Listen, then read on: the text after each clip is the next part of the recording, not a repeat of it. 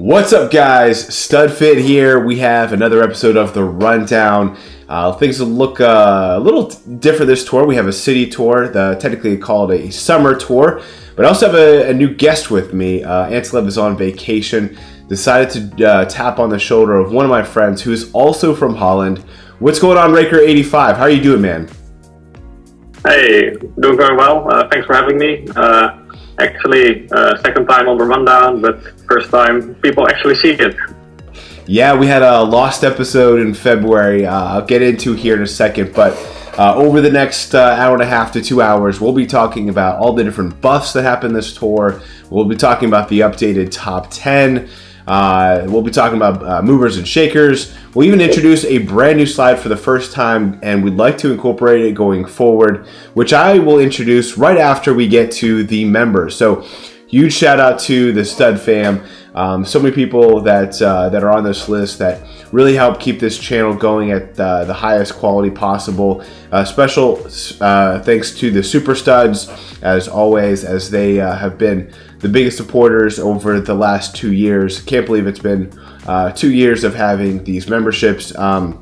Special shout out to all the mods, which you see there with the M, and extra special thanks to Larry98, who is not just a super stud, but also a mod, and also has his sheets. So if you haven't seen anywhere, there's a link in the description to Larry's sheets. He is the one who helps us put together a lot of the clip art and a lot of the pictures here, in addition to providing us a lot of data. And then, as you'll notice, a special shout out to Nintendo, who I put as a unicorn stud just for all of his support this year, and additionally for not moving him to the right tier for a while now. So special thanks to Nintendo. Thanks for your patience. Not all of this is 100% updated, but it's been a busy week, and I'm looking forward to my schedule getting a little lighter in September. So without further ado, I probably should add some context to that lost episode.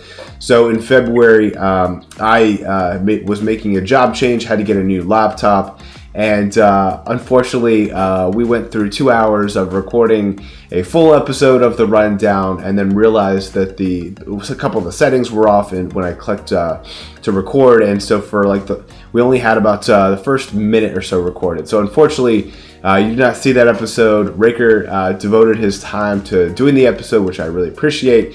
I said, you know what, next time Antilev's on vacation, I'll bring you on. We'll have another redo, and we'll let you flex some of your mental muscle for the community. And then unfortunately, or maybe fortunately, who knows, but we had Antilev goes on vacation during a city tour. So not quite as exciting of a tour this tour, but who knows, if you like what Raker is able to put out for today, we'll hopefully bring him back in the future. Let him get some access next time that Antilev's out skiing or gallivanting or whatever he does. But Raker is also from Holland, and I don't know, Raker, if you want to introduce yourself. If you haven't met Raker, he is a leader on ER, and very knowledgeable. He's also helped to put together this resource, which is the Me coverage.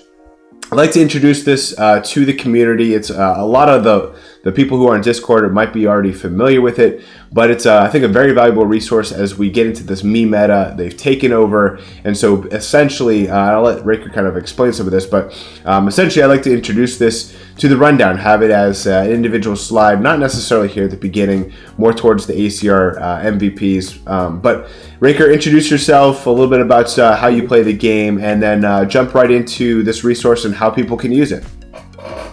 Yeah, thanks a lot. Been playing from the start, but first 1.5 to 2 years mostly Gold Pass only. After that, started to grow the account, and currently I buy all the premiums, and occasionally a ruby pack, only if I'm very short on rubies. Try not to do that. So I would say a will-ish light account. I've always been very curious to see what happens with these Mies once they were introduced. I started tracking very casually, basically just seeing what coverage the metallic suits, gold, silver, bronze, and later on block suit would have. Some tours they were very heavily represented, and some tours they were almost absent. So try to basically, we're tracking at least the coverage stats of these suits, get a gauge on, get a good feeling on what Nintendo was doing with them. Does it make sense to invest into them? Especially silver and bronze were not that good in the beginning. And then more plus skill suits got introduced, and at some point, currently, basis points boost is so huge that even non-plus skill Mii's can compete with plus skill non-Mii's. So that's why also from last tour onwards, non-plus Mii's are also added to this sheet.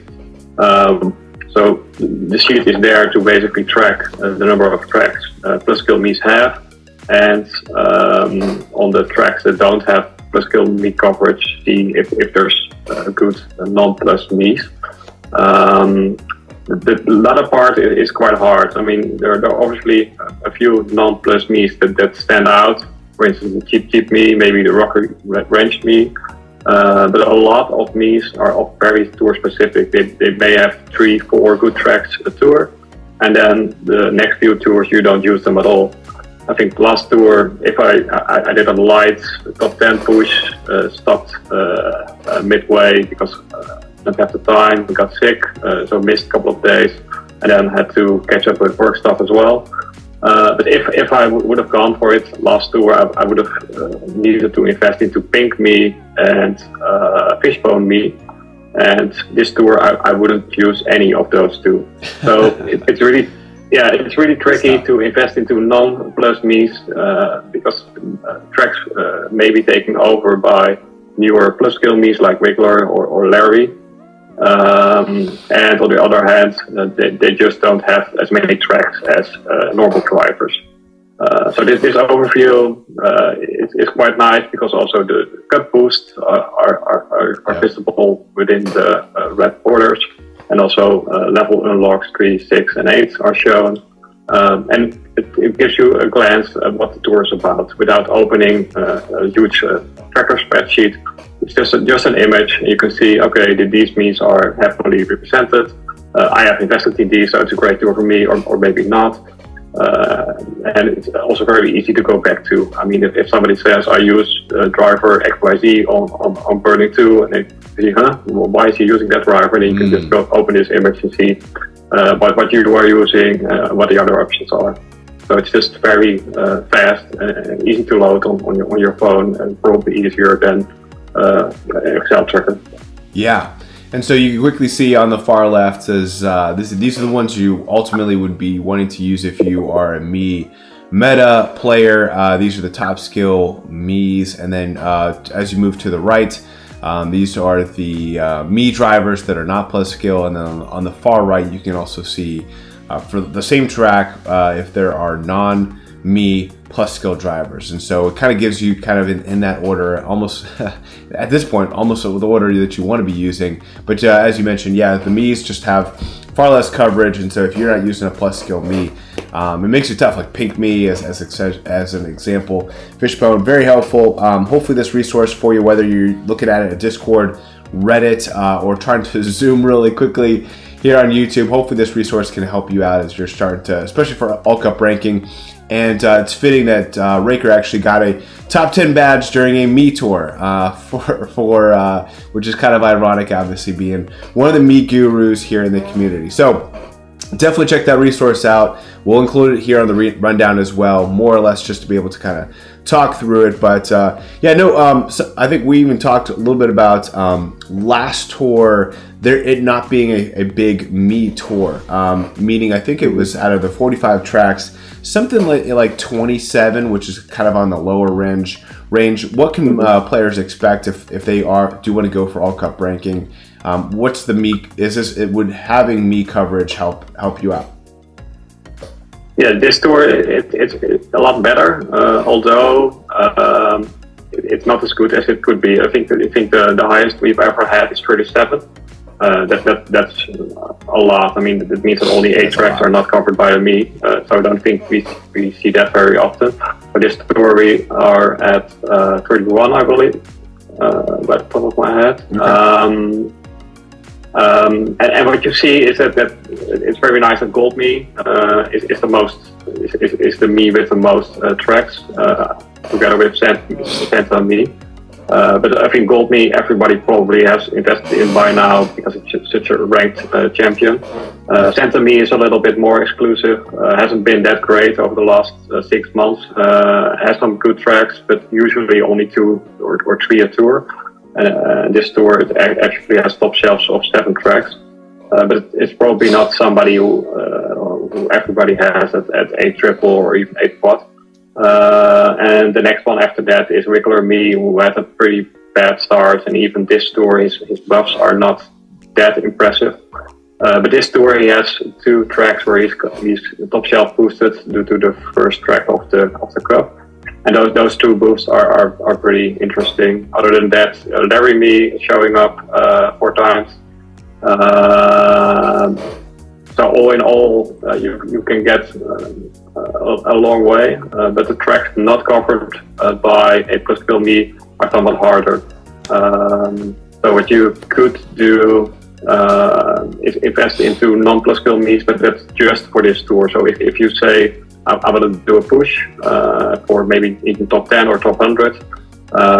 There are a couple of options there, but it's very likely that you won't be using those non-plus me's in the coming tours.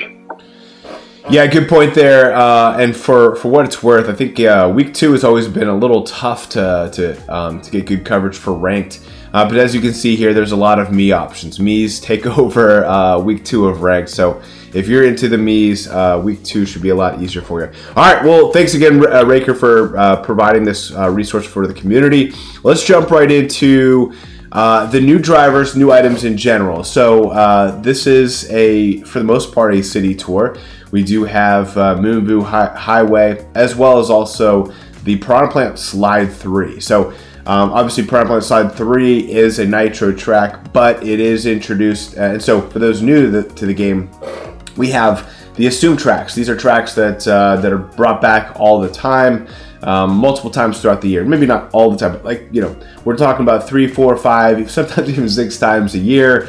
And those Moonview Highway would be one of those. Those are tracks that you want to make sure you're covered. If you have to make an investment, making investments for those tracks will pan out to be much more helpful for you in the future. And then nitro tracks, which we kind of lump in kind of with the assumed tracks as you're looking at your coverage. Some nitro tracks we don't see very often, such as Merry Mountain, Sky High Sunday, but then we also have we've Piranha Plant Cove for whatever reason has been kind of one of Nintendo's favorite nitro tracks. We've seen those at a much higher clip this year, and so it's not too bad to invest in those. Versus city tours. City tours or city tracks in general are not necessarily expected to come back more than really once a year, and so we've seen them at a higher rate this year. But I would still say that those would be more of the riskier investments. A lot of people in the community like to separate non-cities, the assumed tracks, from the cities and be able to only focus on their investments on the non-cities.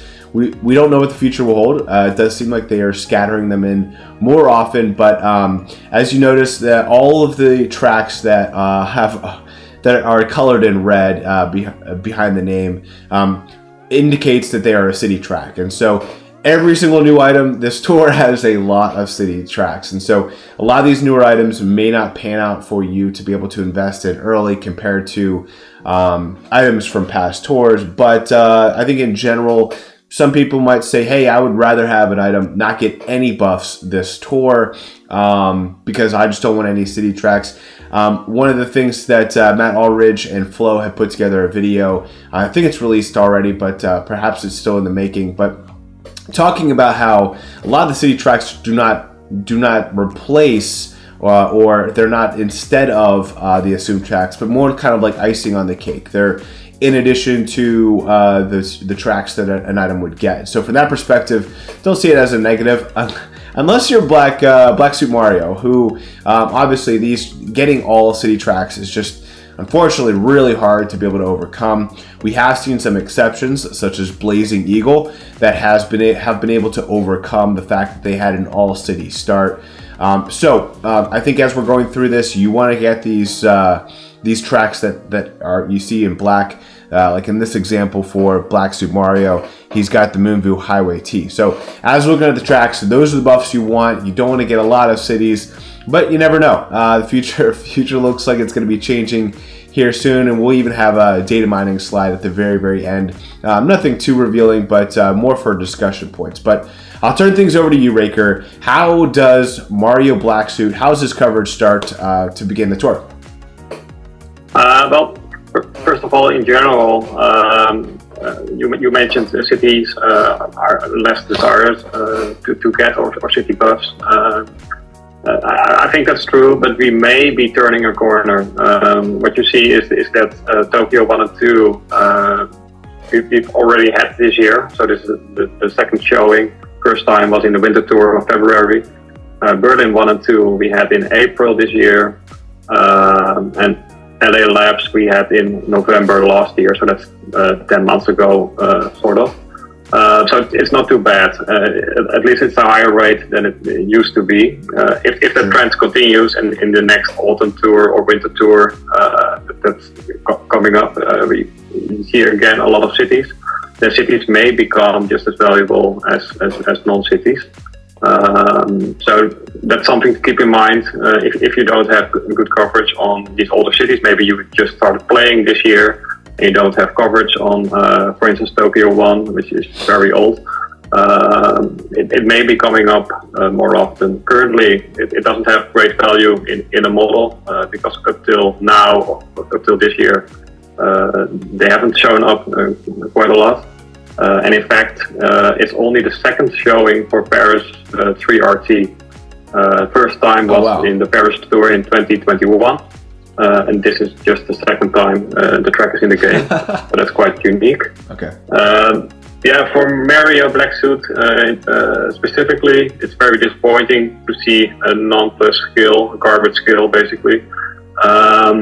I mean, if you start with almost all cities and in the Mii era that we are in, you kind of need a plus skill. It would have been very nice to see him have coin box, especially as new drivers may be drying up.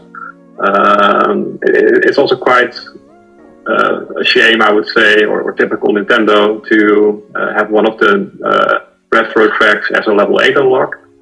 So you have to go deep into him to get that second retro track.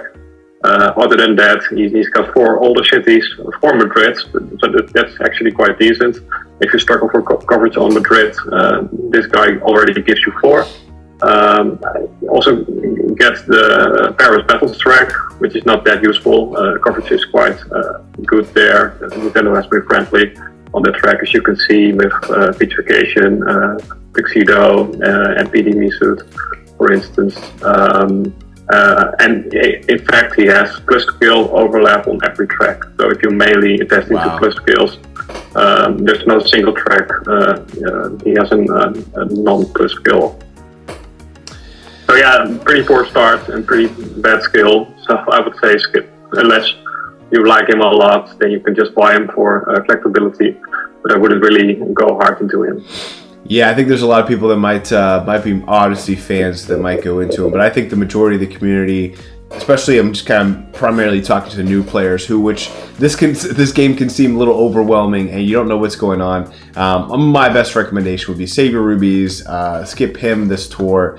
And you know, if for some reason later on in life, maybe he's treated like some of the Luigis have been this year, he might be worth going back into. But save your rubies. I know it's a discount, but I don't think it'll pan out for you, at least in the short term. Let's get to a new driver who actually I'm kind of been pretty stoked about its coverage. As you can see here, it looks like two nitro tracks, one regular track, assumed track. But of course, these have to be two actually. But these have to be unlocked when you look at its coverage outside of Moonview Highway RT. The rest are city to start. But I'm actually pretty stoked about Orange Mii. What's your thoughts on its initial coverage?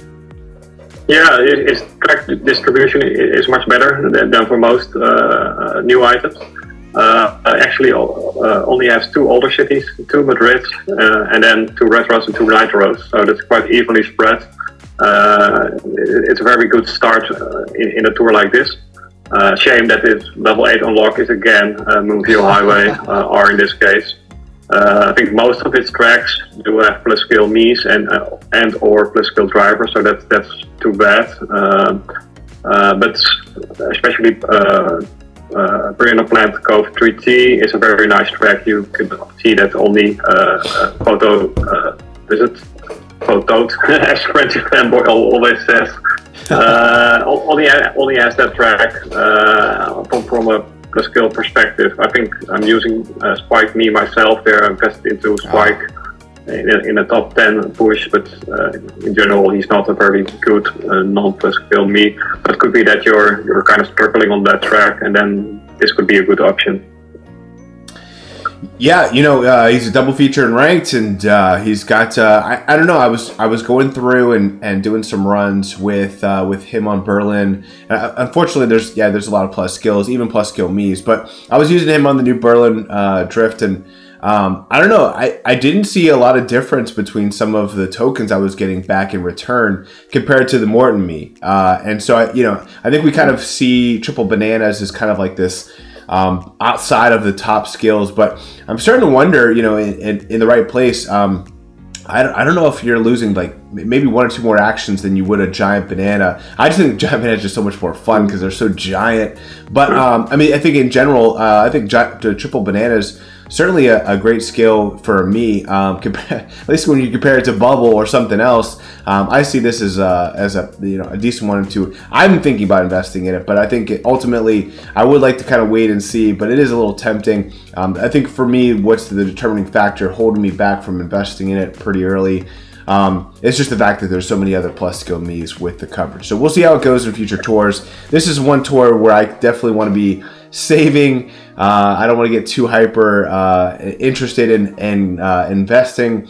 However, I think that if you want to zig while everyone else is zagging, this could be a good tour to go for an All Cup ranking, especially as we might see All Cup rankings change in the near future with any type of changes coming from the anniversary. But I think at this point in time, if you want to go for a top 10, top 100 in the current format, you might want to. This is a good tour to invest in because everyone else is saving, which I still would recommend saving. But if that's your goal, not a bad way to go, and he might be really helpful for you. Blooper me. Let's talk about the driver that we can't get until week 2.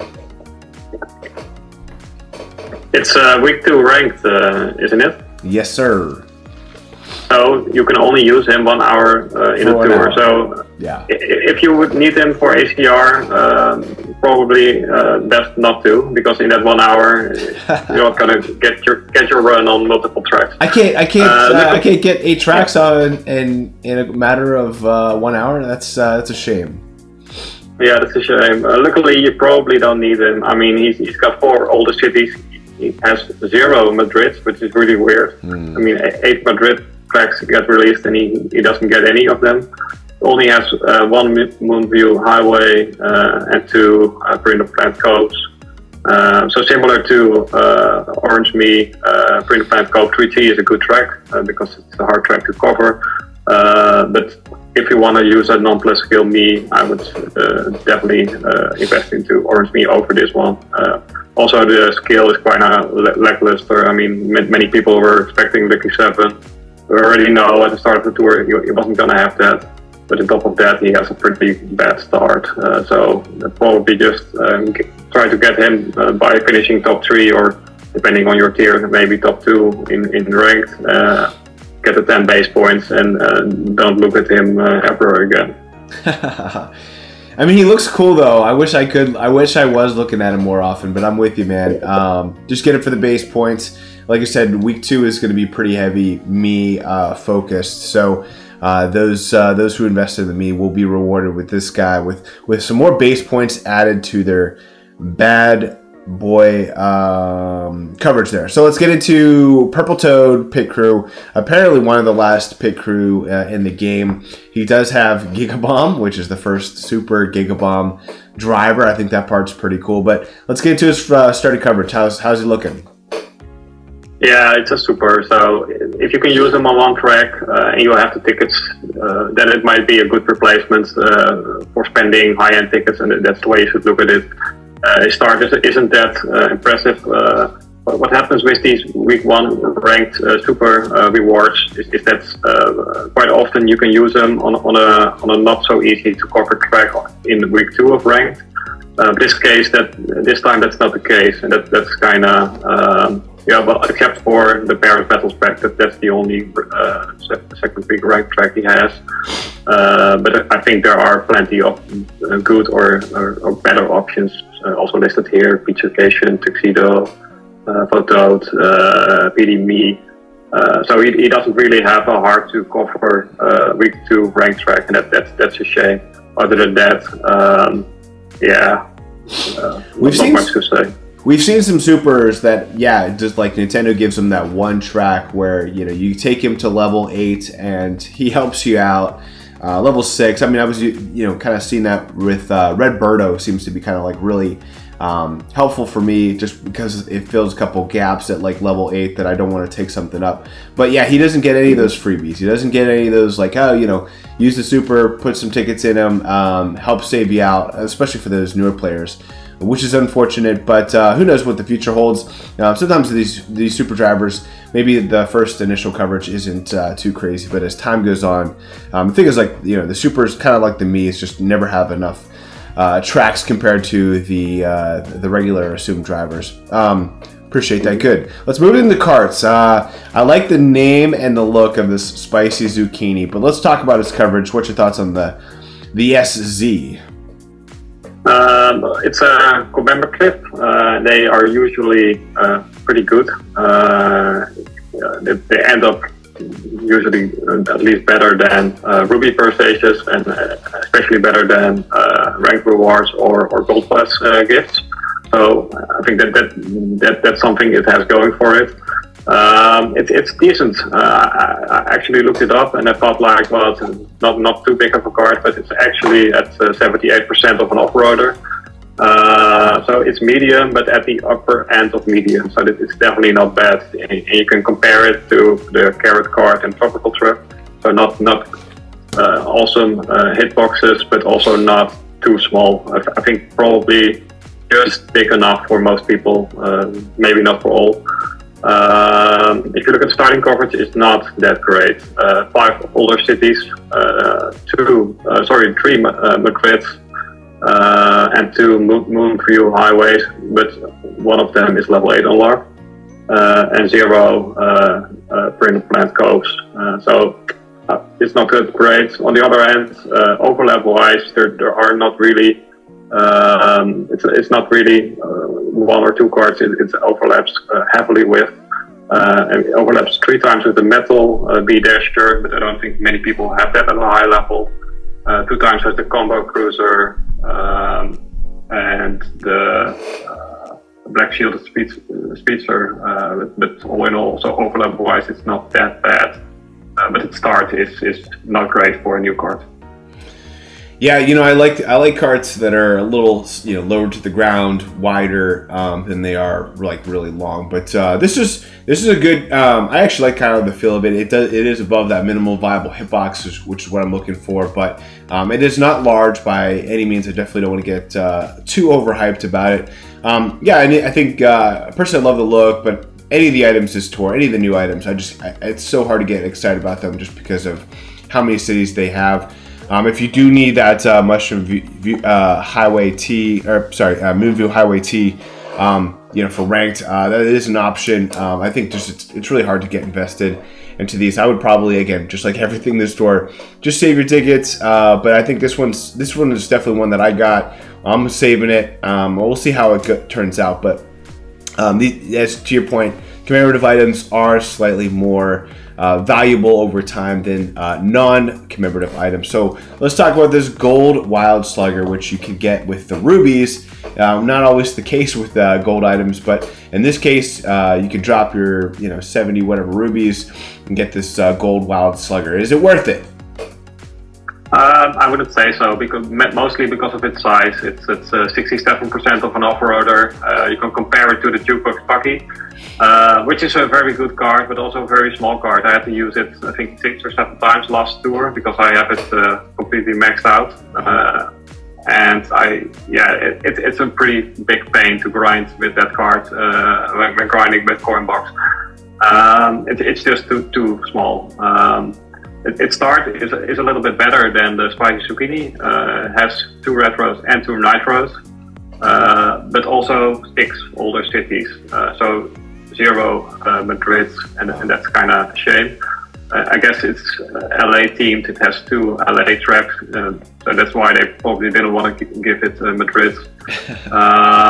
Other than that, also overlapped 3 times with the metal MKB Dasher, 2 times with the Rainbow Pipe Buggy. But yeah, one of its retro tracks is again a level 8 unlock, so it's still nothing to get excited about. And you have to buy this with rubies, so I would keep your rubies in the bank. Yeah, it definitely seems like a kind of a trend that they're making with that. That level 8 unlock just seems to be the most salivating of the options, because obviously that's a big investment to take something 8th this soon, especially a tour like this. Let's move into gliders. We have the Mario Golf Cap. Now, both in drivers and karts, we can kind of narrow things down by just having top skills or large hitboxes. For gliders, unfortunately, you just see a lot there. But if you want to kind of skim and see what other gliders are on these tracks, you can see that there. But Ranker, tell us a little bit about its starting coverage. It's a week 1 ranked reward, which is usually not the best for future value. Has 5 older cities, 2 Madrids, 1 Moonview Highway with level 6 unlock, and 2 Premium Plant Code, of which 1 is a level 8 unlock. So again, not great, especially with the level 6 and level 8 unlock being the most valuable tracks. Overlap wise, not that heavy. 3 times with the Nabbit old paper, 3 times with the glittering, and with the white weight origami. So that's not too bad. Some of its tracks are harder to cover. For instance, it's level 8 unlock, although there is a normal glider there. You do see some more exotic gliders here and there, but with mostly cities and being a ranked reward, I would just try to win it in ranked and not do anything with it at this point. I can get behind that, that's for sure. Let's move to the taller brother cap, the Luigi Golf Cap. What's your thoughts on its starting coverage? Slightly better. It only has 3 older cities versus 5 for the Mario one. You have to buy this with Ruby, so that's probably why it's slightly better. It has 3 Madrids, 2 retros and 2 nitros, so that's actually quite comparable to what we saw with the Orange Me, so pretty evenly spread. So that's quite decent, I would say, in a tour like this. Overlap wise, though, it overlaps 4 times with the Black Starchute and 3 times with Silver Luigi Mustache, especially Black Starchute. Some people may have invested into, so they already lose 4 tracks. So it is slightly better, but considering you have to spend rubies to get it, I would still pass unless you desperately need it on a track or 2. Yeah, it's tough. You know, I think all the golf alts unfortunately got kind of snuck in there at the same time. Same tour as Charging Chuck back last year, like February, March, and kind of snuck in there. I would say though, I used them a couple times. I think the golf characters have one of the most low-key favorite animations. They're like literally hitting the swing up in the air. I don't know. I got a little tickled when I saw that, which I don't use them very often. But it's a shame that the golf, they just both kind of were duds, and it looks like both their caps are that way as well. Let's talk about the gold variation, Coin Plus. What's its starting coverage look like? Well, first of all, I think this is the best looking one. Maybe, I mean, that's personal for me, but when I saw it, I was like, oh, looks cool. I like coin gliders. Other than that, yeah, it's indeed a gold pass reward, so probably will be bad. Won't ever get good buffs, probably. It starts off with 4 older cities, 3 Madrids, 1 Moon View, which is a level 8 unlock, that's a shame, and 2 Nitros. Overlaps 3 times with Yoshi Cookies and 3 times with the Mosaic Star Shoot. So overlap-wise, it's not too bad. I mean, there's not a top 5 glider there. But yeah, mostly cities, of which 4 are older. It's a gold pass reward. So yeah, it's nice to have in your inventory maybe, but probably wouldn't spend any tickets on it. Yeah, I'm with you there. Aesthetically, it looks awesome. I like you can kind of see the imprint of the different sections of the hat. But yeah, definitely. I mean, these Gold Pass rewards, I mean, it's really hard to get excited about any of them for those newer players. I mean, Gold Pass rewards, they might be helpful for a newer player, but I think long-term investment, it doesn't have quite the coverage, either higher quality or higher quantity compared to other items. Cool, so those are all the new items. Let's get into the daily spotlight shop. So I know huge shout out to Sam78IT and his MKT toolbox. If you haven't checked that out yet, definitely, you can even Google Mario Kart Tour toolbox and you should be able to find it, but we'll have a link in the description as well. Turtle Dude has stepped in, and as Sam78IT is getting back into full swing at work, Turtle Dude is going to be helping him out and keeping this up to date. So huge shout out to both of those guys. Definitely big supporters there in the community.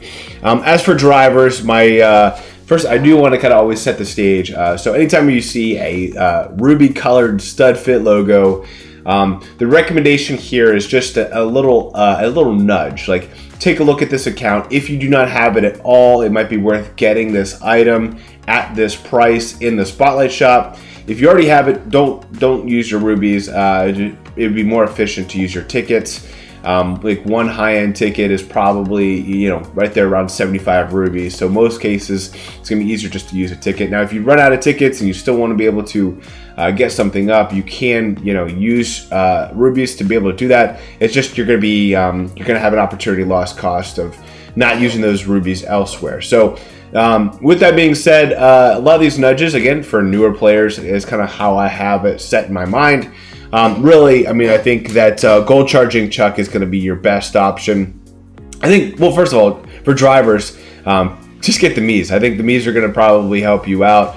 I know a lot of people have, some people, maybe not a lot, but some people have been hesitant to go into the Miis. But I think that's the most efficient use of your rubies anyway. It's, you know, 70 rubies compared to, in some of these cases, 150. And you're getting base points added to some of the strongest drivers in the game, such as Gold, Mii Suit, etc. Now, of course, it's going to take you a long time to get up to that tier, but it's going to help you with Nabbit Mii, or, you know, Santa Mii, or Wiggler Mii, or, you know, Morton Mii, some of these ranked items. We had a good discussion on Kart Talk a couple weeks ago.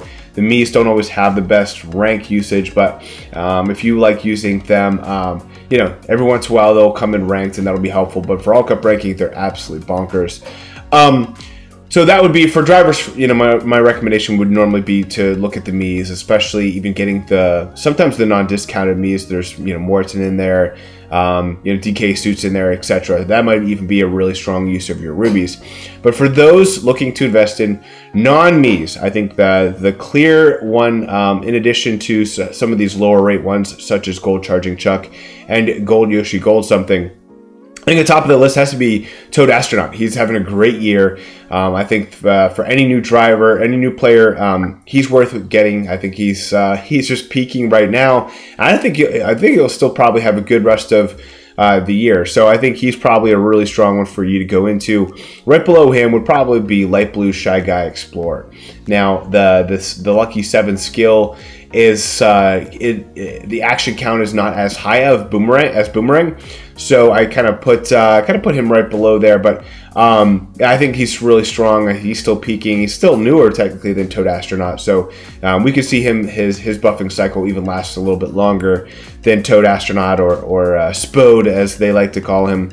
And then, you know, I kind of threw some extras. You know, I think from this perspective, those are really the top two that I'd look at. I kind of had some that I wanted to let a newer player know it's kind of safe to get. Pete Piranha is a strong one. He's between the Piranha Plant Coves and the Piranha Plant Slides and all these other Piranha Plant ones. Pete Piranha is still pretty strong in the meta. He hasn't been necessarily in our top 10 for a while, but he's still really strong, still a really good driver to get into. And then I just kind of threw a little legacy Studfit logo on Peach Vacation. This tour we have Paris Promenade Battle. And so for those players who are saying, you know what, I gotta win week 2 ranked, gotta get this blooper me suit. How am I gonna do this? I'm looking at all these drivers. There's some super options. There are, you know, Mario Tuxedo out there. I think for this one, I kind of threw a little legacy Studfit logo at Peach Vacation. She might be one that you might worth getting. Again, just getting for the very first time. Maybe taking her to 4, getting the ranked win. I like her coverage still to this day. She has a lot of these older tracks, but certainly we've had newer items, me suits, etc., that have taken over some of her tracks. But she's still, in my mind, one of the OG best Coinbox drivers. She was the best Coinbox driver of, I think, 2020 back in the day. She just was so dominant back then. So again, drivers not quite as exciting as karts. Karts are my favorite this tour for when it comes to the Spotlight Shop. There's so many good options, even more than gliders as well. But looking at the highest chance, I did throw one at the Combo Cruiser. You can use it on Cookie Land. It is used in ranked this tour, and in general, it's a nice big hitbox. I think there's some good usage there if you want to go back and get it. Not necessarily as dominant, say, as like Armored Rider or some of these older ones that have had really strong coverage, but I think you can still, I think if you have to take one to the bank for Cookie Land, that one might be one of your better options. I'm using Pink Comet there, some are using Cact B, but I think that one's actually one of the more stronger ones there. Moving down into the normal chances, there's some pretty clear-cut ones, such as like Armored Rider on that second row. I put Cupid's Arrow and Jukebox Buggy. We mentioned Jukebox Buggy. It's a little, I kind of draw my minimum viable hitbox right there at like 75%, and it is below that. I think you said something like 67% or somewhere in that range. So. Yeah. Going to be slightly lower than what you really want. It could be a little on the struggle bus, but its coverage is unparalleled. It's got some really good coverage, both on the city side and the assumed side. I really like this card. It was a really strong card last year. Armored Rider, this guy is, not only was it great last year, but it's great this year. Cupid's Arrow had a strong presence last year as well. And then kind of that row right below it is really the one you want to be focusing in on. These are the Moomoo Off-Roader, the Pink Speeder, the Blooper Shuttle. Even Rainbow Taxi is really strong in the meta as well. Below that, it's kind of a little tougher to get excited about. It's kind of that third row down that you really want to get. But you have there the Rainbow Streetle, the Sakura Sports Coupe. Those two are definitely smaller on the side of that minimum viable hitbox, but coverage is really good. I saw even Antilev took the Sakura Sports Coupe. Fit some good coverage for him. I think he took it up to level 8. So shout out to Antilev. Hopefully you're enjoying that vacation. We also have the Jumbo Jetter, which has been pretty good here recently. And then both of these Comets. The red is better than the pink as of this point, but both are pretty strong. They've both been doing really well in ranked and above that minimum viable hitbox, which you like. And then Silver Cupid's Arrow. This one might be, I think right up there with the Blooper Shuttle and Moomoo Off-Roader as to one you might want to look at. It's in ranked on a really tough track on this Madrid track. Worth looking into for sure. And then on the very bottom low chance, I mean, most of the gold carts are pretty much garbage, but this gold Bullet Blaster has been really strong. And then the gold Bruiser pairs really well with a lot of great items. I think again, it's a little smaller in general, but its coverage is absolutely insane, which is extremely rare for a gold cart. And then finally, we'll move to gliders, and this one's a little bit more straightforward. You probably know which ones are going to be selected here, but Yellow Hard Hat and Wonderful Wings, clear-cut, strong, top chance gliders to invest in. I put Fuzzy Kite on here as well. This one's kind of been middling. It's been doing pretty well. It's gotten some unique coverage, but hasn't been like, you know, a top 5 glider, but it's still really strong. It's in there as well. Gliders were a little tougher to get to find the gems here, but 8-bit Super Mushroom, really strong glider. I think in general for those newer players, 8-bit items just seem to be stronger in general. Nintendo's kind of just throwing some homage to some of those older people in our 30s and 40s who kind of bring some nostalgia for us. This green cat parafoil has been really strong in the meta. One of the things that's unique about this game that we've seen over a long period of time is that green shell skill is not, it's probably our least favorite, but it usually has the best coverage. I mean, not best coverage, but it oftentimes has the highest quantity, and sometimes even the highest quality when it comes to coverage. So I think they do that on purpose. They kind of make it really, really tempting. But I typically try to stay away from green shell gliders in general. It's one of my least favorite frenzies. This next row, one of my favorites, because it's got the 8-bit 1-up mushroom, probably the glider of the year. Tropical balloons, one of my favorite gliders of this year. It's been ranked here recently, which is it's kind of now kind of hitting that older generation, having been out for over a year, but it's doing really, really well. Kind of almost Armored Rider-ish version of the gliders.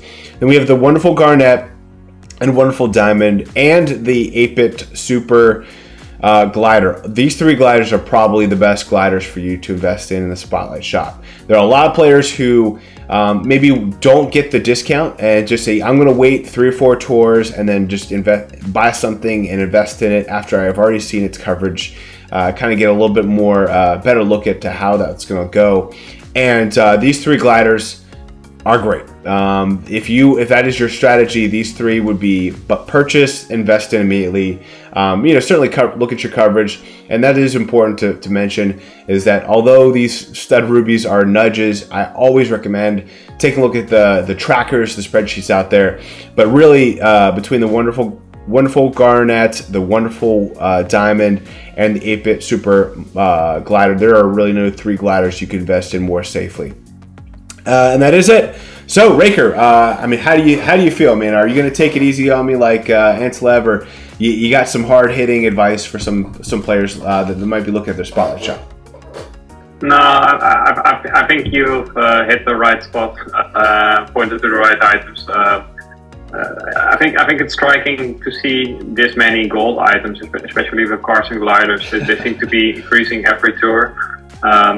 Mostly they're trash, but also happens every tour is that at least one of the new tracks, they're mostly gold cars or gold gliders on there with 1 or 2 obscure non-gold items. So they're kind of forcing you to at least invest into some of them, or maybe 1 or 2 of them. For me personally, I have to use the gold street ride, I think on 2 or 3 tracks actually. I have it at 6 double caps, so not very high. But there's literally no other interesting cards on those tracks. So you may want to look into that. The only problem is that these gold items have a very low chance of showing. But it could be that one of these gold cards especially could help you out on 2 or 3 tracks this tour that are really hard to cover because there are no meta items. It's a city and nitro heavy tour, so if you don't do a huge push into HDR, you may also say, well, I accept lower coverage on those tracks. But if you need coverage, then a gold card could help you out there. Yeah, if you're a newer player and you look at these gold cards, I know they're kind of exciting because they're gold, but they just tend to have less either quantity and or quality. But I think that there are a couple sneaky ones. Gold Lunar Cruiser isn't on here, but that one's been pretty good. And I think, like, ultimately, like the Sweet Ride, bigger hitbox, so you can use a gold cart, bigger hitbox. I think you make a good point where, there was a while there where they're kind of treating it like Hanafudas, where they maybe have like 1 or 2 gold carts on a track, and then you're right, there's like a couple of these tracks where it's like all gold items and then a couple obscure ones.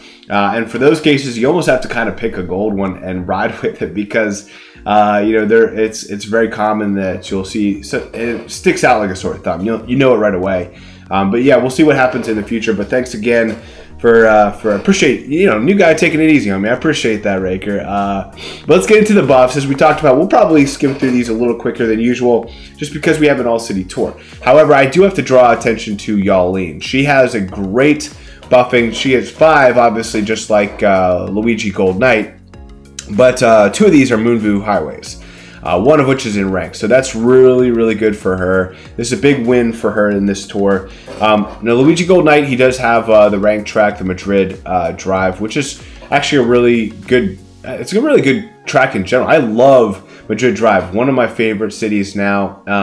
It's really good for a lot of the skills. We've kind of been, not bickering, but we've been having debates in the server about what skill is best on this course. You could probably make an argument for all of them.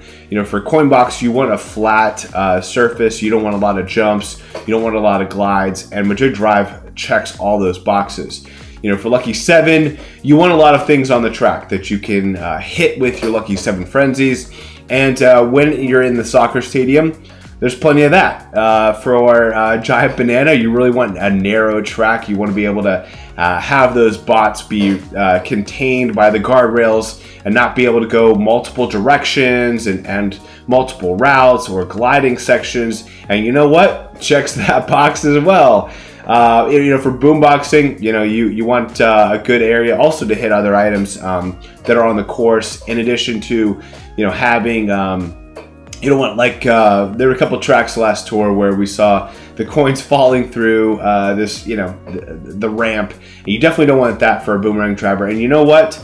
This track hits that box, checks that box as well. So I really think that Madrid Drift is a great course for every single skill. Personally, I think it's one of the best Giant Banana tracks that we've seen in the game. I can't tell you another track that has this long of a narrow section for Giant Banana. It is absolutely, and that's what I'm using for the auto clicker and voice command.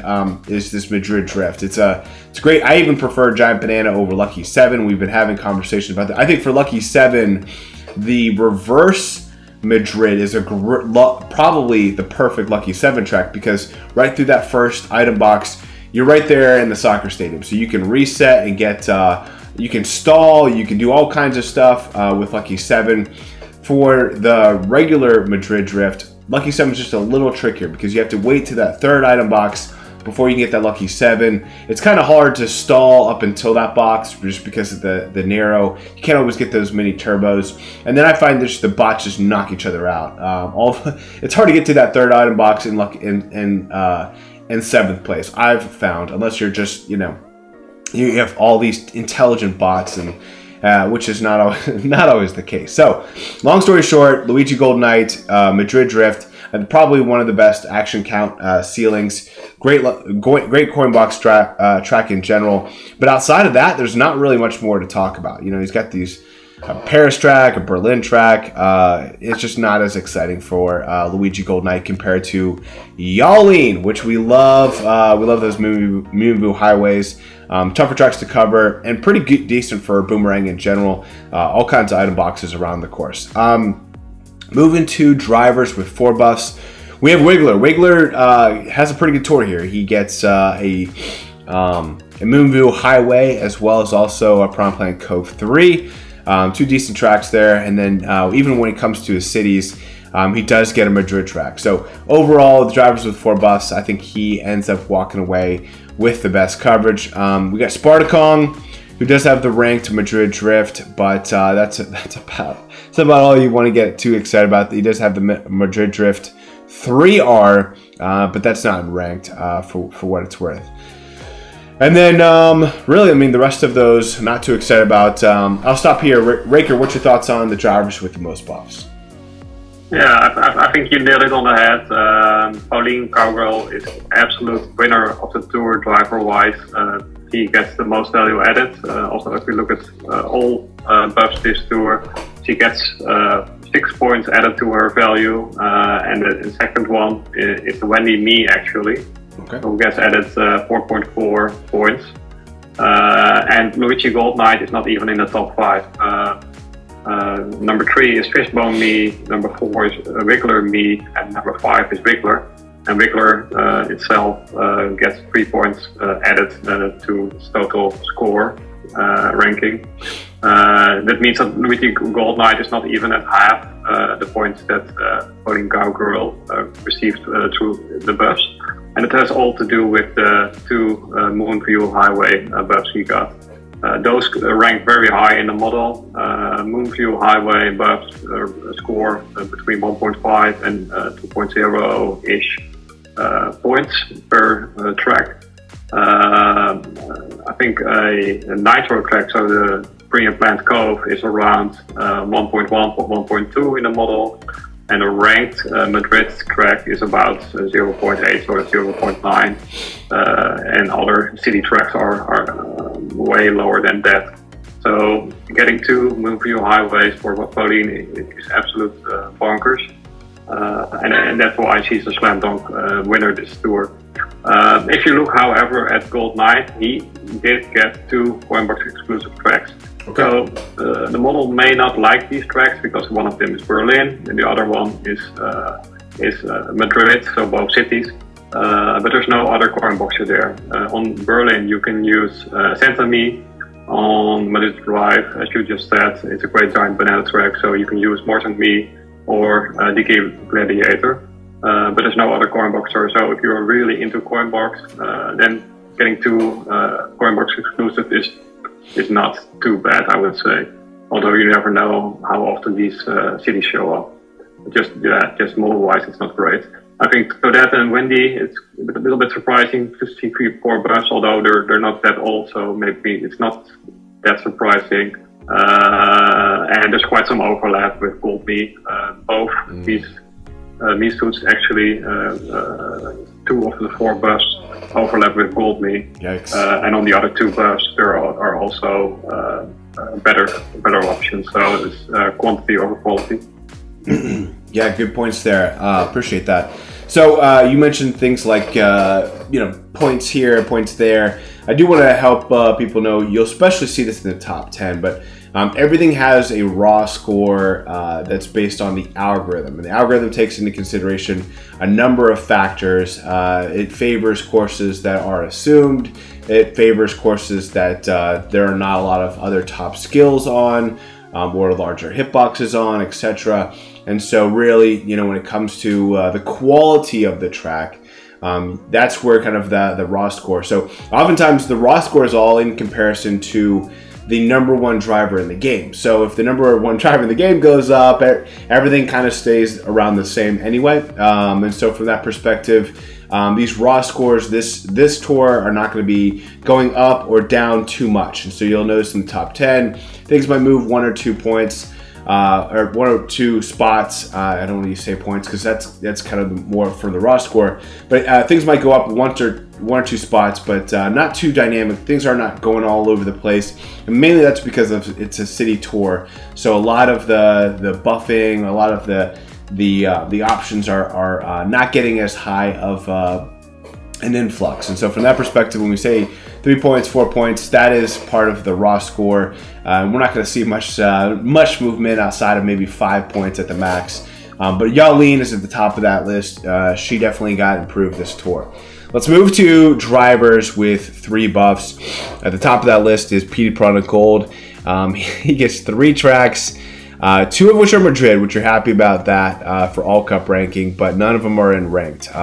That seems to be kind of his mojo, is he just gets these non-ranked buffs every single tour, but they're not necessarily the best buffs either. They're not. It is some of these are exclusive for him compared for Coinbox, which is nice, but overall he's just been kind of a hair below.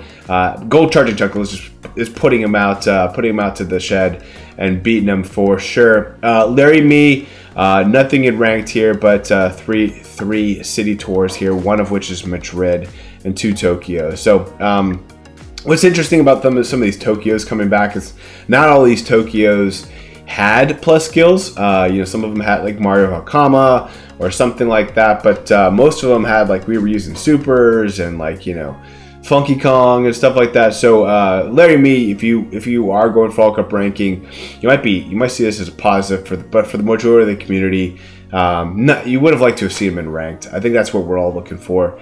Pokemon though does have this Madrid drive, as we kind of talked about. Other plus skills are on that track that you might be using above him.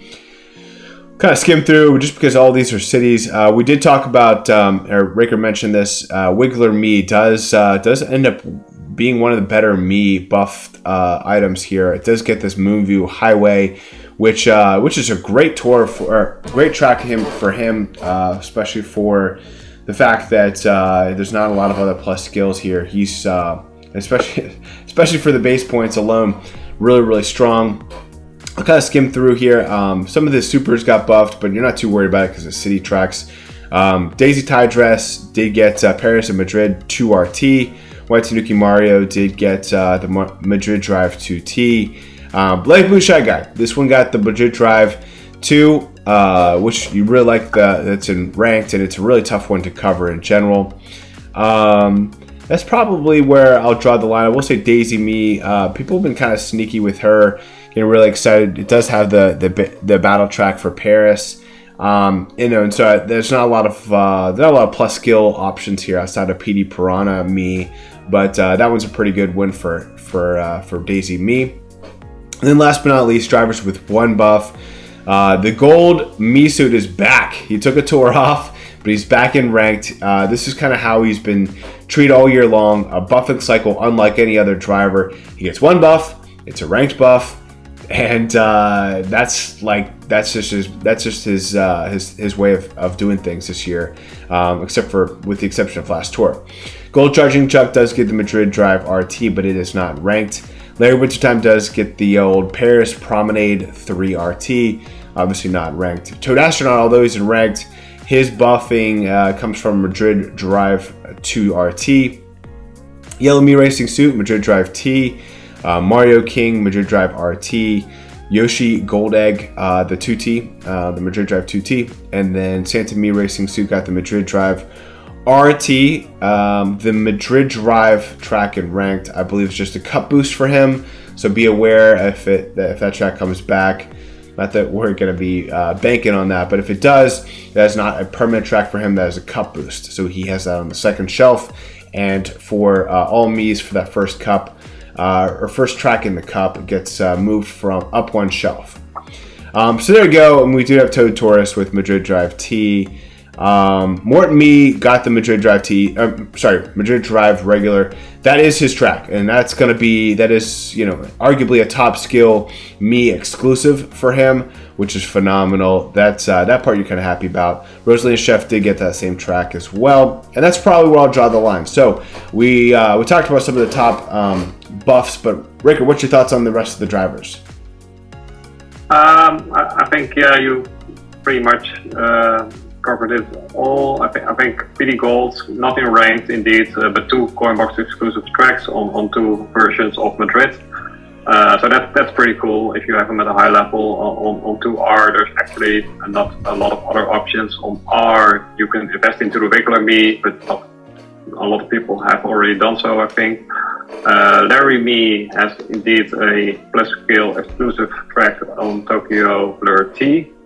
And the other 2 buffs are decent as well. Regular Me, Moonview Highway is a very valuable buff, so that will increase its value after its not so great start. The thing is, I don't think it's a good giant banana track. If this is your best option there, it will probably be a pain to grind. There are not many tracks that are wider than this track. And on top of that, there are driving cars which crush your giant bananas and small bananas. I've seen that at Mushroom Bridge. It's not fun. So if you already have a high level of Space Toad or Pucci or like Blue Shy Guy, probably not invest into Victor Me for this track. Other than that, I think Ty Daisy has 2 new Coinbox exclusive tracks. Yeah, that's about it. That's a good point. Yeah, I think any giant banana driver that is one of these tracks with cars, that's not a one of when we kind of go back to the Madrid Drift, we were talking about what things do you want with giant banana. Having cars run over your bananas, definitely a big oof. Yeah, and that's not going to get fixed. That's just going to be one of the blind spots for the giant banana. All right, let's move to carts. We do have one cart with 5 buffs. That is the purple Rattle Buggy. A very small hitbox. Does get the Madrid Drift too, though, which is really nice. And then the bonus Moonview Highway, which is a little tougher track to cover, but with this being a small hitbox, not what I'm getting too excited about. Silver Cubitero, definitely a pretty good tour. Not necessarily the winner per se, but Silver Cubitero does get the Madrid Drift, and that's a really tough track to cover. Between that and the Armored Rider, that's really about all your options you have when it comes to kind of the meta. It does have Rainbow Streetle, Strawberry Soft Swerve, and but I mean, really, I think the Silver Cubitero, if you have to invest in one cart, that would be the cart I invest in for the Madrid Drive. Really, the rest of these, I mean, Gold Shield Speedster, this is not necessarily what you want. It does get 2 Madrid tracks, but neither one in ranked, and Berlin, Paris seem like dead buffs for it. And then both of these Warrior Wagons not in ranked either, so not too excited about these carts with the most buff. I'll tie in the rest of these. Boot Pipes, I know some of the big fan favorite for these boot pipes. They get the Moonview Highway, which is, again, tougher track to cover. Decent sized hitbox there. Really happy about that. Gold Pipes did get the Piranha Plant Cove 3 RT. Chain Chomp Chariot did get the Madrid Drive, which you really like. But really, it's kind of had a lackluster start so far. And then Desert Rose Wagon did get the Los Angeles Laps 3 in ranked. And then the bonus Moonview Highway R. Excited about that. Maybe one of the winners there for this for carts this tour, at least when it comes to the most buffs here so far. But I'll stop there. Raker, what's your thoughts on these carts with 5 and 4 buffs? Yeah, it's quite funny to see a cart get 5 buffs, and after those buffs still be at place 178. Yeah, tells you something about his current tracks, anti-hitbox, which is terrible. I think, yeah, the main winner here is Silver Cupid, although it only got cities. But this drive is a ranked track, and it is really hard to cover if you haven't invested, for instance, into the Armored Rider. So that track alone makes it a winner compared to the other cards with a lot of buffs. Other than that, you mainly want to get buffs on Moonview Highway and for returning items, so not the items introduced this tour. There are only 2 items that got Moonview coverage, and those are the Boot Pipes, who got Moonview Highway N, and the Desert Rose Wagon, who got Moonview Highway R. Those are very valuable buffs, a little bit harder to cover tracks. So the Desert Rose is actually one of the cards that increased the most in value, almost 6 points. And other than that, it's a lot of quantity over quality. It's just a shame that there has not been a lot of buffs on Moonview, and also not a lot of buffs on Piranha Plant Cove.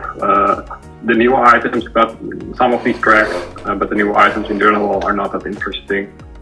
So of the returning items, only Boot Pipes and Desert Rose walk away with quality buff. Yeah, that's a good point. Now, if Piranha Plant Cove 3 becomes a thing, and we see it much more often this year, do want to draw attention to Dolphin Drifter and Yellow Sub Scooter, who got 2 of these Nitro tracks and a Madrid. But yeah, you're right. Yeah. The Dolphin Drifter is actually the card with the most increased value, almost 8.0, due to at least 2 Nitros. Yeah, I really like this card. I hope Nintendo shows it some love. It's just so fun to drive with the little life raft or whatever life vest thing. Or ring around its the back of it. I don't know. There's something about it. It's just so cool to drive. Moving forward to carts with 3 buffs and 2 buffs and 1 buff. At the top of the list, we got Rainbow Streetle does get this Madrid Drift, as well as also the Drift 2T, one of which is in ranked. And I think that's a pretty good win for the Rainbow Streetle. Of course, it's really small, so you have to be aware of that. Tycho Dumb Dasher, all these cards got 3 buffs, as you can see. Only the Fishbone Fairy walked away with something other than 3 city tracks. So even for like my Black Shield Speedster, a little lackluster. You're happy to have the Madrid tracks in there, and you're getting a ranked track from somewhere else, but definitely really tough to be getting 3 buffs and none of the Moonvu Highway. But that's unfortunately for all of these cards here. Moving forward to cards with 2 buffs, Blooper Shuttle, Blazing Eagle, Moo Off-Roader. These have been some of the strongest meta carts in the game. Fortunately, only the Moo Off-Roader got a ranked track. That's the Madrid Drift 2, which is actually a really tough track to cover. Really good ranked buff for Moo Off-Roader, but a little lackluster for Blooper Shuttle and Blazing Eagle, at least when it comes to its buffs. Pink Speeder, Sakura Origami Coupe, Sports Coupe, and then the Black Jingle Bell, none of which got ranked buffs. They're just 2 city tracks that you don't care too much about. I will say the Pink Speeder did get 2 Madrid tracks, which again, I think when you're looking at all the city tracks, those are the better ones to get. They're a little tougher to cover for All Cup ranking, etc., compared to the Sakura Sports Coupe, which got 2 Tokyo tracks. Just to kind of put that in perspective. Pink Comet did get the Madrid Drift 2, which is a little tougher track to cover for week 2 of ranked. And that's probably all I'm going to mention, because as you can see here, a lot of red. And then last but not least, carts with 1 buff at the top of this list. Blue Crawley Kart, formerly #1 cart in the game, got a Tokyo buff. And that's just probably as... Now, I will say, sometimes less is more when it comes to get buffs in a city tour. So maybe you see that only getting 1 buff is a good thing. Again, we've kind of debunked the fact that a lot of the city buffs take the place of assumed tracks buffs, but for what it's worth, Blue Crawley Kart getting a Tokyo buff is a little lackluster. Rainbow Streetle did get a Madrid track, but it's in ranked. So very efficient win there for the Rainbow Taxi. Rainbow Pipe Boogie got the Tokyo Blur 2T, sorry, and then Jumbo Jetter got the Madrid Drift T. So I will say Armored Rider, big winner here. Madrid Drift, 1 buff. Although it's a city buff, it's a rank buff. Very happy there, and that's all I'll mention. So Raker, what's your thoughts on the rest of the carts? Yeah, not much to add. I think good to see that most of the top cards did get 1 or 2 buffs, but most of them are not that useful. I think Blooper Shuttle with Madrid 2RT, although not in ranked, 2RT is a pretty tough track to cover card-wise. So that's a little bit more value than, for instance, a Blazing Eagle, who got Madrid Drive RT, which is easier to cover. So that's a little bit of a win for Blooper Shuttle versus Blazing Eagle, but other than that, a lot of lackluster buffs. Yeah, which is kind of par for the course this tour in general. To move to gliders, my beautiful pink bubble balloon. Unfortunately, I got the 1 buff that is in ranked is the Los Angeles Labs 3. Now, it's a little tougher track to cover when it comes to gliders, which actually I feel like this tour in general for the ranked tracks, I think gliders actually probably seem to be the toughest to cover. There's a couple of spots where it's really hard to have a good top shelf glider, at least that comes from the meta. But Los Angeles Labs 3 is the one in ranked, and it did get the Madrid Drift T. But everything else a little lackluster for the pink bubble balloon, which, as we talked about last tour, one of the worst starting coverages for the newer items last tour. So hopefully it's able to get a resurgence, but not this tour. They could have made up for it by giving it at least 1 moon view, maybe 1 or 2 pre and planned codes, but they didn't. So basically they're basically saying this glider started out bad and will stay bad for giving it the tracks they did. Even Madrid Drive T is the easiest to cover Madrid, I think. The 8-bit 1-up is there, the 8-bit Super Mushroom is there, Calico, Topian Blues is there, 8-bit Block Glider is there. So everybody probably already has a glider there, and that's the only new track it has, which is also a city, but still it's a new track. And then it gets 4 very old city tracks along with that. It's a big slap in the face. Also a pretty good looking glider actually. It looks good, got a good skill in my opinion. I don't know, man. I was looking for any excuse to invest in it, and unfortunately I didn't get anything. That's unfortunate. But moving on, we do have the Glittering Glider to get the Berlin Byways R ranked track alongside the Madrid Drift 2 RT as kind of a bonus. Green Emblem to get the Madrid Drift, which is really nice. In fact, both of these emblems I felt like got a pretty good showing this tour. And now, of course, you got Berlin and Los Angeles and Paris in there too. But getting this Madrid Drift, this is a really tough. I think in the way of driver, in the way of gliders, this is just a tough one to cover in general. The red actually, I think, has the better of between the two buffs, between the two emblems, but this one's tougher in general. Wiggler Parachute did get the Moonview Highway, which is a nice buff there, and then as a bonus to get Madrid Drift 2 RT.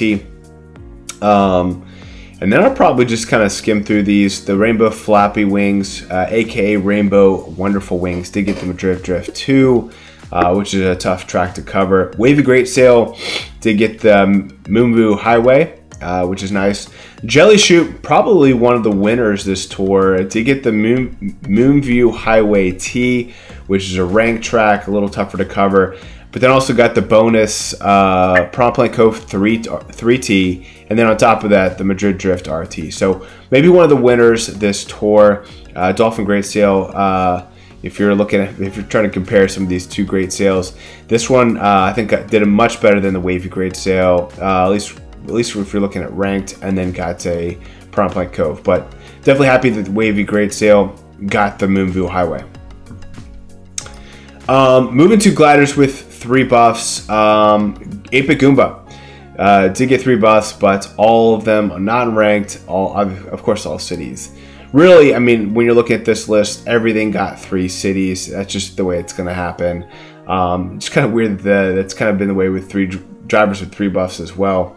But when you're looking at ranked, not even a lot of ranked access here for any of these gliders. So definitely a little tough.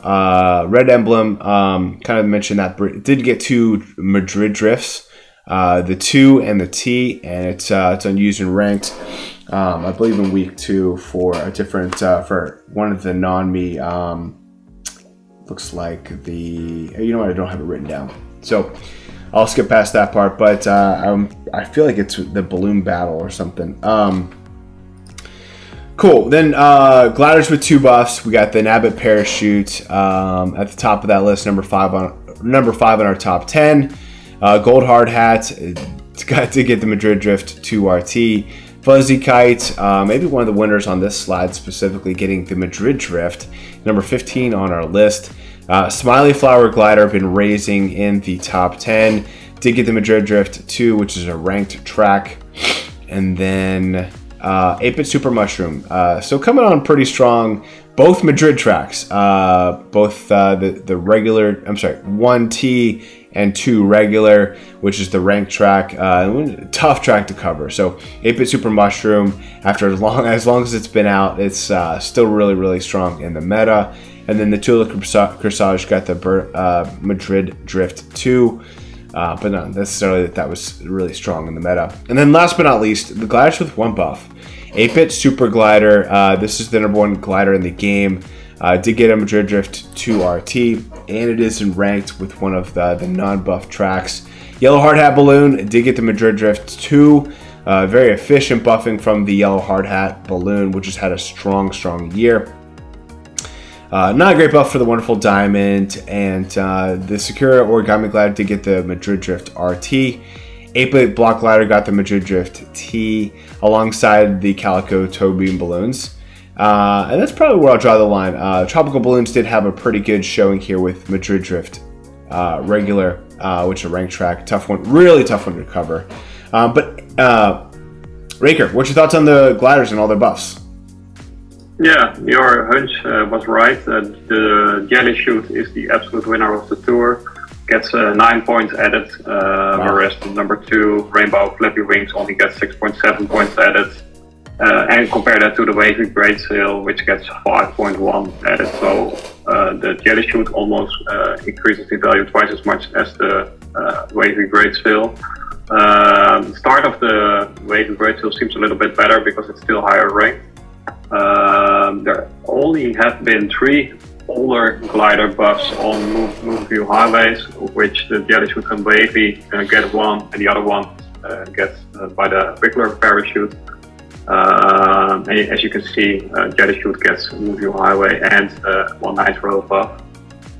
So clearly the winner of the tour. Other than that, a lot of lackluster buffs. It's a shame not more gliders got moon view or implant coast buffs. Almost all cities. Yeah, you know, Jelly Shoot could have gotten 5 buffs and couldn't get all cities like the pink bar soap. But yeah, no, I think that was a nice little indication maybe that Nintendo has some favorable future for it. Let's see what happens going forward. But I'm with you there. I think the gliders just this tour just got kind of the low end of the stick. Now let's move into the top 10. Yeah, the algorithm, as we talked about, some really good features behind the scenes as to how tracks are ranked, etc. No changes to the algorithm, but you know, this kind of gives you a better indication of what we value. Let's jump right into the drivers. At number 10, so because this is the first one, I'll walk through it in a little bit more detail. So we do have top 10 drivers, top 10 karts, top 10 gliders, and each one of these move up or down based on the raw score compared to the number 1 item of that number 1 item, so whether it's drivers, karts, or gliders. Now each tour, we compare it to how it did last tour. So PD Piranha Mii was number 11 last tour, so it went up 1 spot. That's where you see the green 1 up. It does have 28 assumed tracks, and when we kind of talked about this earlier, these are tracks that are going to be coming up again and again, and so having 28 is a pretty good number for a Mii. It does have 7 cities. These are not necessarily counted as discount, but just kind of more gravy icing on top. And then all these tracks, really all the items, when they see a track, they either get it or they don't. And that's been the case for every single item in the game. No item would see a track and then not get and then get it later. So you either get it or you don't. So we try to track how many tracks something has left to see, just as an indication, more as kind of a tiebreaker, because you almost want to err on the side of investing in a newer item, all things equal. So this he only has 1 track left to see, which for those keeping track at home is the Frappe Snowland RT, which we have not seen in quite some time. Every track else we've seen in the last 12 months, which is really mind-blowing. It shows you how Nintendo continues to periodically bring in tracks and very systematically. Now, type skill pairing. This is using, by the way, a lot of those features, a lot of those numbers that I just stated, you can see on the Larry 98 sheets.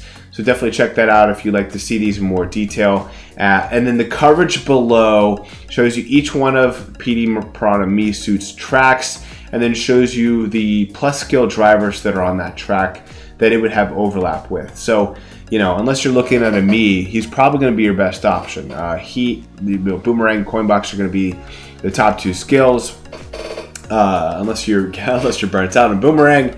In which case we certainly, you definitely want to take your mental health seriously.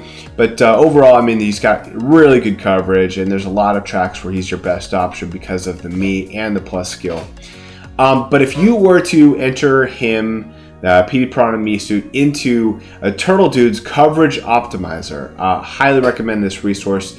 Phenomenal in the community for you to be able to see what items pair really well together. So if you put in PD Piranha Mii Racing Suit and you say, what are the 3 drivers would give me the highest number of assumed tracks. Which 3 would those be, and how many tracks would that cover? So of the 326 tracks, there are 3 drivers that would pair really well with PD Piranha Misuit to cover 116 of those 326. And that would be White Tanuki Mario, Daisy Tie Dress, and Gold Charging Chuck. And so these 3 drivers, in addition to PD Me, would add 93 tracks to his 28 assumed tracks, which is really, really important. And so, I think these are, you'll see some of these pairings are sometimes very common. So a good example would be Daisy Tie Dress pairs really well with a lot of drivers. And although it's not the perfect skill, at least when it comes to Boomerang or Coinbox, White Tanuki Mario pairs really well with a lot of drivers too. So these might just want to be taken into consideration. Again, really the goal is this snapshot gives you kind of a similar understanding of these drivers, kind of like what you would see in the spreadsheets, the trackers that are out there. Highly recommend you look at the trackers. But if you maybe too lazy or you don't want to, completely understand. This gives you probably the best snapshot you could probably get without entering in that information into the spreadsheets. Which this tour we don't have the Antilev spreadsheet because Antilev is on vacation. But there are a couple other great options out there as well. Now, top skill overlap. This is probably my favorite because I think when it comes to investments, one of your biggest fears is losing an investment to something else that you've invested in. There's something part of my heart that dies a little bit when I see, oh, look at this item that I have at level 8 triple uncapped, and then I look right next to it and there's another item there that's level 8 on triple uncapped. Happens all the time, but your goal is you want to avoid it if at all possible. So, and when you're looking at PD Misuit, he does have 9 overlaps, meaning that 9 of his tracks here, which it does take into consideration the assumed tracks and cities. I think the goal would be in the future to just have it be the assumed tracks. But he overlaps 9 times with, obviously, his non-me counterpart there, regular PD Piranha. So that part makes sense. 9 is a lot when you're looking at how many tracks that a Misuit has. So you may want to invest in either PD Piranha Me or PD Piranha. Myself, I've invested in PD Piranha Me, so I feel pretty, and not PD Piranha. So I feel good about that overlap. He does overlap with Poochie, Santa Me, and Larry Me 4 times. So if you're all in on the Me's, it's really, you may not be happy to see Santa and Larry there. All right, we'll move through this a little quicker now that I've explained the slides, but a lot of these will stay the same. Yellow Me Racing Suit, 22 assumed tracks, 15 nitro, up 1 spot to number 9. He does have 1 track left to see. These pairings cover 112 of the 326 tracks. He overlaps 5 times with Poochie, 4 times with Daisy Tie Dress and Toad Astronaut. At number 8, we have Toad Astronaut himself. 36 assumed tracks, 12 cities. He only has 20 tracks left to see, which I was surprised. It is starting to dwindle, but he just happens to be in rank, it seems like, almost every single tour. His pairing covers 112 of the 326 tracks, which is really good for Toad Astronaut. It does overlap 6 times with Poochie, which you're starting to see kind of overlap quite a lot, at least the last couple of drivers. It does overlap 5 times with Toad Tourist, Light Blue, Shy Guy Explorer, and Wiggler, and 4 times with Question Block Me and Morton Me. Those 2 are the scary ones in my opinion. Larry Wintertime down 1 spot to number 7, 39 assumed tracks, 14 cities, 5 tracks left to see. This pairing covers 112 of the 326 tracks. Does overlap 7 times with PD Piranha and Rosalina Chef, 6 times with Daisy Tie Dress, and 5 times with PD Piranha Gold and Santa Me. At number 6, Larry Misuit. It is 23 assumed tracks, 6 cities, still a whopping 110 tracks to see. He is very, very new.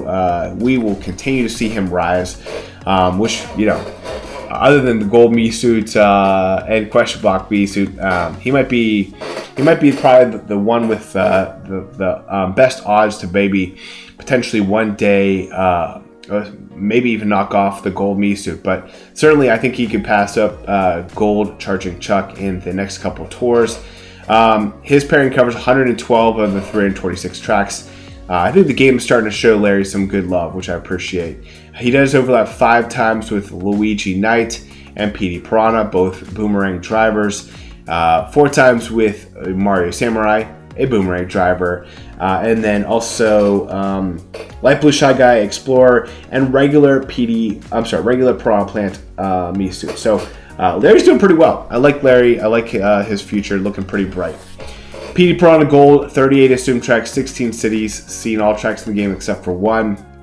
His pairing covers 122 of the 326 tracks, does overlap 7 times with Shy Guy Explorer Ninja and Gold Yoshi Gold Something, 6 times with PD Piranha, and 5 times with Larry, Wintertime, and Kamek.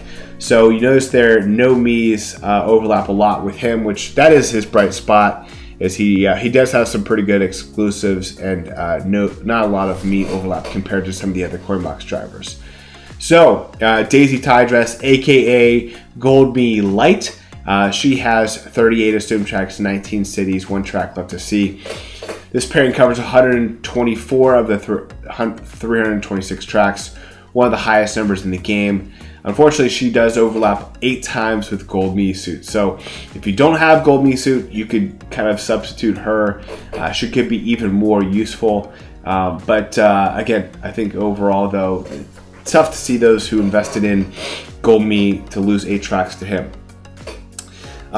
Moving to number 3, we have Question Block Mii Suit, 28 assumed tracks, 9 cities. These overlap. This pairing covers 116 of the 326 tracks, and no overlap with Mii Suits there of the 3 top numbers. So he does overlap 6 times though with Saddle of You and PD Piranha, 5 times with Light Blue Shy Guy Explorer, 4 times with Daisy Tydress and Larry Wintertime. These are a little bit more condensed, not a lot of changes here to their coverage. At number 2, we have Gold Charging Chuck. He overlaps with, he has 40 assumed tracks, 14 cities, so a total of 54 tracks, which is a really high number. These numbers keep climbing, it seems like, as we have new items introduced. This pairing covers 124 of the 326 tracks.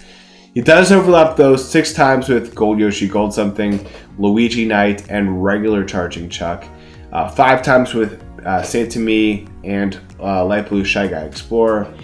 And then 4 times with Poochie and Larry Wintertime. The number 1 item in the game, Gold Mii Suit. We talked about him having a buffing cycle unlike any other item in the game.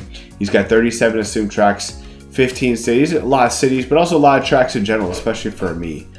We have Mario Samurai, Toad Astronaut, and Larry Wintertime paired with him would cover 120 of the 326 tracks. As we talked about, it does overlap a lot with Daisy Tydress, 8 in total, 7 overlap with Gold Yoshi Gold Something and Peach Happy, and then 5 times with Meowser and Luigi Vacation. Alright, so that's our top 10. To round out the top 15, we have Mario King at 11, Poochie at 12, White Tanuki Mario at 13, regular Piranha Plant Suit at 14, and Yoshi Gold Egg Gold Something at 15. Raker, sorry to be hogging the screen here, but what's your thoughts on the drivers and the top 10? Yeah, as you can see, not a lot of changes. Yeah, not really a lot to say. All these drivers, Gold Mii and Charging Chuck, got the buff. Block Mii didn't. Poochie didn't. That's why they didn't increase. You see a pretty large gap between Gold Mii and Charging Chuck, and then another large gap between Gold Mii, Charging Chuck Gold and the rest of the drivers. I think that will probably stay for a while, given the differences in value. But yeah, driver-wise, it's a quite non-eventful tour. I think Larry Wintertime went down 1 spot because he only got a older city, and that was not a Coinbox exclusive effect. So 1 buff and a low quality buff. That's why he's dropping 1 spot. Yeah, I'm with you there. You know, it's so tough. This Gold Mii race is just so dominant. Yeah, you made a good point. 14-point difference between he and Gold Charging Chuck in the meta. In the raw score. And then another 10-point drop. So Go Me is just crushing. It's hard to even compare everyone to him, but that's what we do. That's why, that's literally how the algorithm works. But let's move forward to Karts. Maybe there'll be a little bit more exciting movement. For one, we see the Red Comet going up 5 spots. Both it and the Pink Comet were kind of neck and neck right there in kind of the mid-teens, but Red Comet has pulled ahead. It is number 10 on our list. 26 assumed tracks, 8 cities. Still a whopping 142 tracks left to see, which is really, really good for this brand. Well, I think it's like 4 tours old. But you see there, its coverage has only compared to large or higher hitbox. So it may have tracks with less coverage overlap, but not. I think what you want to see is not many with a larger hitbox, which is good. You know, you see some of these Shroom Ridge RT is a good one there. Koopa Cape, as an example. So pretty good track there. Still a whopping 42 tracks to see, which is great. Silver Cupidero, even newer. 174 tracks left to see, up 3 spots to number 9. The algorithm is somewhat predictive in general, in nature. And so from that perspective, some of the newer items that are getting a good start might be listed higher than items that have more coverage, but have seen every track in the game and probably won't continue to get buffed or being ranked, for that matter, at a higher rate than some of the newer items. So Silver Cupidero, safe investment here for ranked for the Madrid Drift. This pairing covers 108 of the 326 tracks. Does overlap with some karts you're not worried about and some that you are. One that you're not worried about is the Rainbow Streetle per se. Bigger hitbox for sure. I will say the Rainbow Streetle, great in the meta, but when it comes to coverage, but just Silver Cupidero, much bigger. You have a number of karts with 4 overlap. 4 isn't a big number comparatively, but I think the Moomoo Off-Roader and Blue Crawly Kart the most concerning. But you have a couple meta items in here between the Pink Speeder in there too. Strawberry Soft Swerve is really strong as well. Moving to number 8, the Tyco Drum Dasher really got nothing much in the way of buffing, so it did fall down. Certainly not ranked. So 31 assumed tracks, 8 cities. 62 tracks left to see. This pairing covers 116 of the 326 tracks. Starting to see the Moomoo Off-Roader in some of the pairings, which is nice. The Rainbow Streetle overlaps 6 times, 5 times with the Blooper Shuttle, and 5 times with the Yeehaw Wagon. Starting to see some Rainbow Streetle start to get some overlap there. Sakura Sports Coupe, 31 assumed tracks, 11 cities. I will say with its overlap, pretty low list here. You got just the Warrior Wagon with 6 and Jumbo Jetter at 5. That's probably why it stood out to Antilev as to one good to be investing in. It's up 2 spots, and that's probably why. Pink Speeder, 33 assumed tracks, 16 cities, number 6 on our list, down 1 spot. 5 tracks left to see. It does overlap 7 times with the Yellow Off-Roader, 6 times with the Bright Girl, I think it's called, 5 times with the Blazing Eagle, Red Comet, and Moomoo Off-Roader, which those 3 are kind of scary. Not that 5 is a big number, but that is a little scary.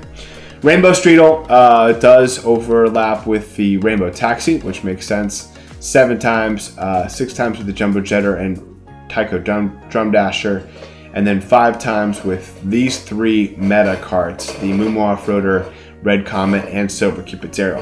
But 32 assumed tracks, 12 cities. As you can see there, good number of tracks where there's not a larger hitbox available. If you kind of see kind of in the middle section there on the left, some good tracks there for Rainbow Streetle. Again, its coverage is great. Hitbox, not so much.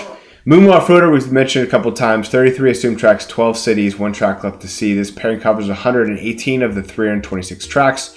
Does overlap 7 times with the Black Carriage and the regular Streetle, 5 times with the Rainbow Streetle and the Warrior Wagon, and 4 times with the Black Shielded Speedster. At number 3, we have the Blue Crawly Kart. It has fallen down 2 spots from that number 1 spot. 35 assumed tracks, 6 cities, still a pretty good number there. 36 tracks left to see. These 2 pairings cover 116 of the 326 tracks. It does overlap, though, quite a lot with some big meta karts. 8 times with the Armored Rider, 7 times with the Shielded Speedster, 6 times with the Juke Buggy, and then also the Cream Cruiser, I believe is what it's called. But yeah, I mean, those overlaps are a little alarming. 8 and 7 are big numbers for some of those meta carts. Blazing Eagle, 32 assumed tracks, 20 cities, up 1 spot. Has every track in the game except for 1. It does overlap. Its pairing goes really well with some of these meta items that you've seen so far. Covers 117 of the 326 tracks. Does overlap though 5 times with the Gold Shield Speedster, which is kind of alarming. The Red Off-Roader and Boo Masks. All 3 are pretty strong. I think that none of them are in the top 10, so nothing to worry about necessarily compared to the Blazing Eagle. If you invest in the Blazing Eagle, 5 isn't a huge number for what it's worth, but 6 times with the Blooper Shuttle. That one might, again, you have to kind of take a look at your account for sure. And then, without further ado, the number 1 card in the game, Blooper Shuttle, 38 assumed tracks, 9 cities. This was a good one. We knew that from the very beginning it had a good start. Some of its pairings cover 118 of the 326 tracks.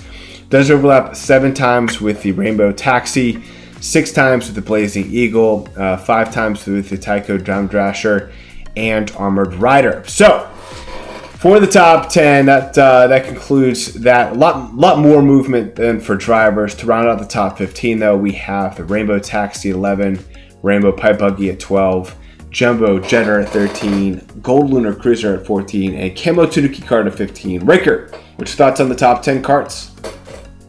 Yeah, we actually have a top 3, so you do see some movement, but if you look at the values, it's very close. I mean, Blue Quality Card is still very close to the number 1 card in the game, although it's down 2 spots. But if you look at the raw score, it's actually not a big drop. It's down because it only has 1 buff, and that's an older city. No Nitro, no Retro, and no new city, and then you get a little bit punished. Blooper got a slightly harder to cover track than Blazing Eagle. That's why it was more value. But it's only 1400ths of a point higher than the Blazing Eagle, so it's really neck and neck.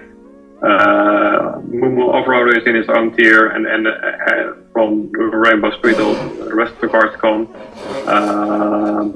Red Comet, it rose 5 spots, but in value it's not a major jump, but it got slightly better buffs than the cards around it. It got 3 buffs, of which 2 mud grids, so 2 new tracks, which are slightly more value than an older city. So it's on the rise, and of all the comments, currently the best one. Shame it's not a pink for you and me, but at least there's 1 comment in the top 15 right now. Yeah, I'm not too worried about it. This is a tour where Red Comet can take off. That's fine. We'll get it next tour when it really matters. Let's move into gliders. 8-bit Goomba, 33 assumed tracks, 8 cities. Now, as we talked about earlier, can't really narrow it down, the overlap and kind of keeping it a little bit more focused. I think we talked about Larry's working on a way to be able to just include top 50 items in its overlap to potentially cut down on this. But for what it's worth, you can take a look at those tracks and see which one overlaps with it the most. At least when I kind of look at it like looking at those yellow gliders, because those are going to be the supers. You definitely don't. Couple of those you're going to definitely want to go with the super option. Now these pairing cover 120 of the 326 tracks. It does overlap 7 times with the Calico Toe Beam balloons, which is kind of alarming. 6 times with the 8-bit block glider, the Wiggler glider, and the checkered red glider. 5 times with the 8-bit super glider and the gold hard hat and fuzzy kite. So a couple of those are on the meta list and some of them aren't, so just be aware and definitely take a look at your trackers for that. 8-bit block glider fell 2 spots to number 9. 33 assumed tracks, 9 cities, still 54 tracks to see, which is still pretty decent. These pairings cover 117 of the 326 tracks. Does overlap with the Fire Manta 7 times and the Autumn Leaves as well. 6 times for the wonderful Garnet, 8-bit Goomba, and Nabbit Parachute. At number 8, we do have this gold hard hat, 36 assumed tracks, 11 cities, 19 tracks left to see. This pairing covers 121 of the 326 tracks. Does overlap 7 times with the Fire Manta, which is kind of alarming. 6 times with the Fuzzy Kite, 5 times with the Black Star Chute and Boom Masks. So decent coverage meta items there you have to be aware of. Black Star Chute, 37 assumed tracks, 11 cities. I've actually been really liking the way it's been buffed here lately, and although it didn't get a huge buff this tour, this is one of those tours you're kind of happy that it didn't get as much buffed. These pairings cover 116 of the 326 tracks. We talked about this a lot over the last year. It does overlap 10 times with the Boom Masks. That is definitely worth noting. So you definitely take a look at your trackers as you're picking between one of those two gliders. At number 6, up 2 spots, Sakura Origami Glider. This glider just does not die. 39 assumed tracks, 12 cities, 0 tracks left to see. Pairing covers 121 of the 326 tracks. Does overlap 6 times with the gold Boom Masks and Black Star Chute, 5 times with the Lava Rocks and Boom Masks. At number 5, Nabbit Parachute, 35 assumed tracks, 11 cities, 43 tracks left to see. Does have a pretty good overlap with the Lava Rocks, Record Setter, and Green Cat Parafoil. For overlap, 8's a big number. 8 overlaps with the wonderful Garnet, especially for a meta item as popular as that. It does overlap 6 times with the 8-bit Block Glider, and it looks like 5 times for the Black Star Chute, Goomba, and 8-bit Gold Glider. At number 4, here's where we starting to get juicy here. Wonderful Diamond, 34 tracks, assumed tracks, 10 cities, 36 tracks left to see. Pairing covers 120 of the 326 tracks.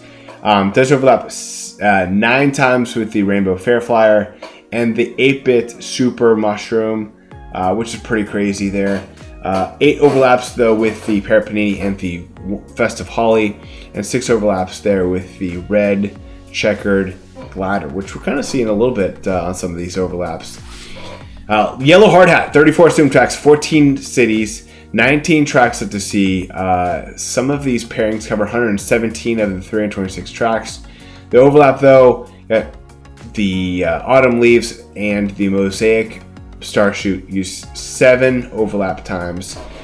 6 times for the Fuzzy Kite and the 8-bit Super Mushroom. Definitely this tour you're starting to see that as well. You have the wonderful Garnet, 38 assumed tracks, 13 cities. Pairing covers 121 of the 326 tracks. Does overlap 8 times with the the Nabbit Parachute, 5 times with the 8-bit Super Mushroom and the Parapanini, 7 times with the pink Checker Glider, and then 6 times with the 8-bit Block Glider. So some meta there, something that you're not too worried about. But the number 1 glider in the game, the 8-bit Super Glider, 37 assumed tracks, 8 city, still surprising 54 tracks with the C, which is really nice. Some good pairings cover 119 of the 326 tracks. Does overlap 9 times with the wonderful Diamond, which is alarming. That's a pretty high number. 8 times with the Festive Holly, another top 15 item. Number 7 overlap with the Super Mario Bros. Glider, and 6 with the Yellow Hard Hat. So there you go. That is our top 10 gliders. A little bit more movement than the drivers, but less than the carts. To round out the top 15, Calico Towing Balloons at 11, Autumn Leaves at 12, 8-bit Gold Big Glider at 13, Festive Holly at 14, and Fuzzy Kite at 15. Raker, what's your thoughts on the top 10 gliders? Yeah, not a lot of movements. I think Wonderful Garnet and Black Star Chute both went down 1 spot, and they both get no bust at all. So, like you said before, it's not bad to get little or no buffs in an almost full city tour, so that they're down a spot now. Maybe to get a couple of buffs in a almost full retro tour next, that would be awesome. Actually, a big win. 8-bit glider got 1 buff, but it was an older buff and it's not in ranked. Or maybe it was in Madrid, I don't know. But it was at least not in ranked and only 1 buff, and the gliders around it got more. Also, what you see is that places 6 through 9 are value-wise very close to each other, so it's quite easy to move up a spot or down. Yeah, so not a lot of changes, and I guess the top 4 or 5 are very, very safe to invest into. Those gliders already cover a lot of tracks, have been in the top 10 for a long time, high in the top 10, and are just very, very good gliders. Yeah, you know, we kind of talked about this on the last rundown. The karts, you know, some of them you have to kind of decide for your account. Like, you know, the Sakura Sports Coupe may not be for you, Rainbow Streetle may not be for you, but here the thing is, for like gliders, all these should be for you. Like, these are dominant gliders, and really all of these would be safe investments in the top 10. Top 15, you know, I don't know how I feel about the gold 8-bit glider just because it's gold. Or Autumn Leaves, I still had a hard time buying into for this time. But top 10, these are top 10 solid gliders and definitely worth investing in if you have to. I agree with you there, Raker, for sure. Again, not a huge change in the movers and shakers. Some of them went up more than others. We kind of talked about Wendy going up a little bit. It went up 26 spots to 135. Pauline, so Yaleen, went up 25 spots to 62. We talked about her getting some really good buff love this tour. Wiggler and Me to go up 16 spots to 52, so just knocking on the door of top 50. We'll see how that goes going forward. Luigi Gold Knight went up 12 spots to 36. We'll see it when he breaks the top 15. It's just a matter of time, in my opinion. Wiggler Misu went up 9 spots to 73. Even Party Time went up 7 spots to 121. She's been fun to use this tour. I've already used her a couple times just for fun. Most improved karts. We have up 38 spots the Dolphin Drifter. We kind of talked about that one having some pretty good buffs relative to all the not great buffs that everything else got for karts. Yeah, some other items all above 100 in the ranking until we get to Fishbone Ferry. Went up 19 spots to 84. The Desert Rose Wagon, we talked about that a little bit, went up 19 spots to 88. And then the Gold Warrior Wagon went up 17 spots to 53, which actually is really high for a gold kart. We can see what happens for that Gold Warrior Wagon. For gliders, again, some of these items that are above 150, I'm not going to get too excited about. But Red Emblem went up 12 spots to 48. We kind of shine some light on that as well. Gold Bells went up 11 spots to 70, just 70 flat. And then New Year's 2023 went up 8 spots to 75. And then Wiggler Parachute, Raker had mentioned, went up 8 spots to 86. Raker, anything you want to mention about these movers and shakers? No, I think again you can see that Pauline or Jolene is a clear winner, especially compared to her soulmate DK Gladiator, who's not even on here. So 2 boomerang drivers released so close to each other. She's clearly doing better now. So if you still have to invest into either of these 2, it's probably better to go with Pauline instead of DK. Other than that, Desert Rose got a relatively good tour, as mentioned before. I think of the 2 emblems, Red seems to be getting out on top. Green is lagging behind. And perhaps Pokey Me is making a move. It's somewhat older already, but it got 3 top shelf buffs and 4 mid shelf buffs this tour, so 7 in total. Sadly, all cities, but still, it's already at 24, so one of the better non-plus skill Misus, I would say. Yeah, I'm with you. Again, nothing too much to read into these, but I think if you have to make an early investment, kind of like what the Wigglers are doing, you know, Gold Luigi Nice having some fun, but I think Yaleen is definitely the early prediction of what could come for her. I think she's doing really well, and I think the game likes her. Just being cognizant of time, we got a hard stop here in about 7 or 8 minutes. So we'll move forward into ranked for week 1. The Mario golf hat, you have to take it to level 6 to unlock it. But for the most part, what you see is what you get. A lot of things going on for Moonview Highway. You have the Fishbone Me Racing Suit at level 8. Mario Black Chute unlocked at level 8. Spicy Zucchini, you unlocked at level 8. Mario Bros. Parafoil and Gold Mario Golf Cap unlocked, 1 at 6 and 1 at 8 respectively. Los Angeles Lap 3. This is actually one that you might look at. Charging Chuck gets this track unlocked at level 6. So a decent option for a lot of people there. Gold Double Decker unlocked at level 3 and Gold Cloud Balloons unlocked at level 6. For week 2, Berlin Byways are the White Fast Frank unlocked to level 8. Some people went into it to level 8, so that might be helpful for them. Golden Glider and the Mario Cap Golf Cap unlock at level 6 for that track. Paris Promenade, which is B, what you see is what you get. Now the good thing is that there's a lot of options, including some super options, but this is a tough track, guys. I think that it's going to be brutal. We have a Mii suit up for grabs. We have all Mii suit available for all 3 ranked tracks, but this battle track is going to be a pain in our side. It's going to be really, really tough, so good luck with that. Nothing unlocked there. The Mario Black Suit unlocked level 3 for Madrid Drive 2. Raker, what's your thoughts on ranked? Yeah, not much. Not a lot of great unlocks. I would probably skip all of these and see if you can work with what you got already. Yeah, it's kind of the same AD way of just doing with whatever you possibly can with what you have and trying to get through this tour without using any tickets. I love that perspective. For ranked, kind of touching on some of the multiple use, Mario Black Suit is used 4 times, which is pretty crazy. Nothing else, no other driver used 3 times. It's just a couple used twice. I think when it comes to the meta, you might be using Toad Tourist, you might be using maybe Charging Chuck.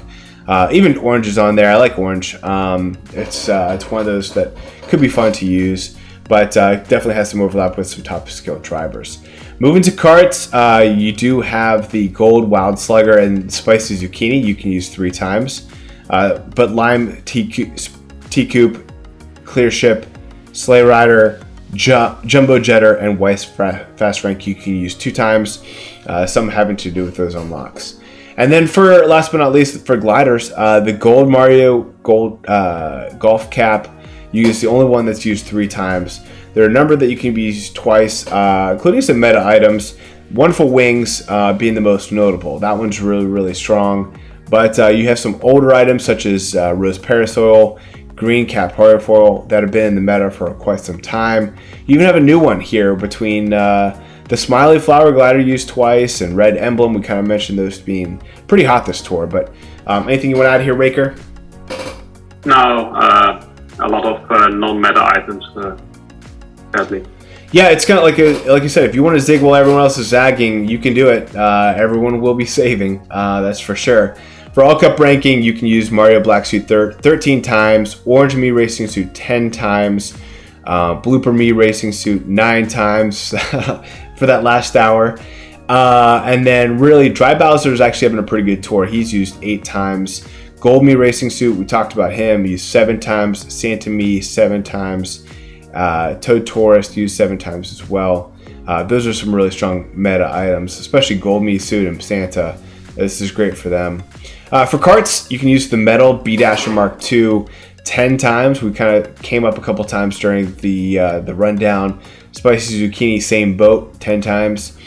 Some other items you can use 7 times, including Lime Tea Coupe, Iron Cucumber, and Cream Classic. As for gliders, if you like the golf hats, you're in good shape. They're either used 10 times or 11 times between the 3 of them.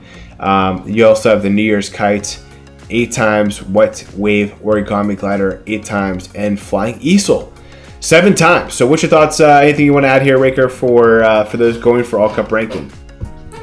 Yeah, well, Blooper Me only get 1 hour before the tour ends, so that's not quite useful this tour. Orange Me 10 times is not a whole lot. We've seen 12 or 13 for new racing suits, but that doesn't really help a lot. Other than that, there's even within the drivers, there's not that many plus skill options. Gold Me and Santa Me stand out, and perhaps for the older players, Luigi Painter or Toad Tourist for city happy accounts. So yeah, and also if you look at the cars and gliders, there's very little meta items. So this could be a very low scoring top 10. I saw a early prediction from Rashid, which indicated similar numbers for the top 10 and top 100 cutoffs. I don't think we're going to get there. I think they are going to drop because there are a lot of tracks that are hard to cover. People probably won't spend tickets, at least a lot less than last tour, and will probably, as you said, save. So I expect numbers to go down. And this, if you want to have a badge you haven't had before, or at least not a lot, you may want to go for it, because I don't think the competition is very big. Yeah, so it's probably safe to assume that some of these estimates from Rashid are pretty safe. For top 10, he's estimating 2.78 million. For top 100, 2.22 million. And then top 1,000, 1.67 million. Potentially those going down a little bit. Well, that concludes our episode. If you enjoyed having Raker with us, please comment, like the video, but more importantly, let us know in the comments. Raker will be happy to hear how he did. I thought you did phenomenal, Raker. We do have one last slide. We'll talk about data mining just briefly, but what's your thoughts on the episode? Yeah, it was fun. Happy to step in anytime. I don't think anyone can replace Antilev. I know when he came on, he said it was really hard to fill the shoes of his former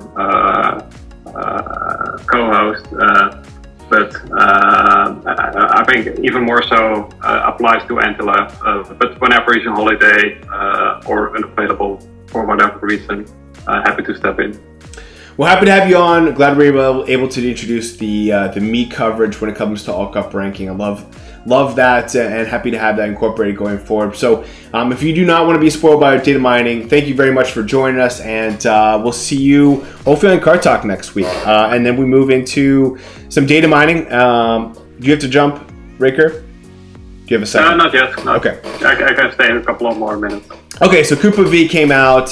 This isn't like, earth-shattering news, but he came out and said that there will be a news article. You know how in the game there's like a news that an update, an upcoming scheduled tours will come sometime this tour. So that's newsworthy, meaning that that doesn't happen very often.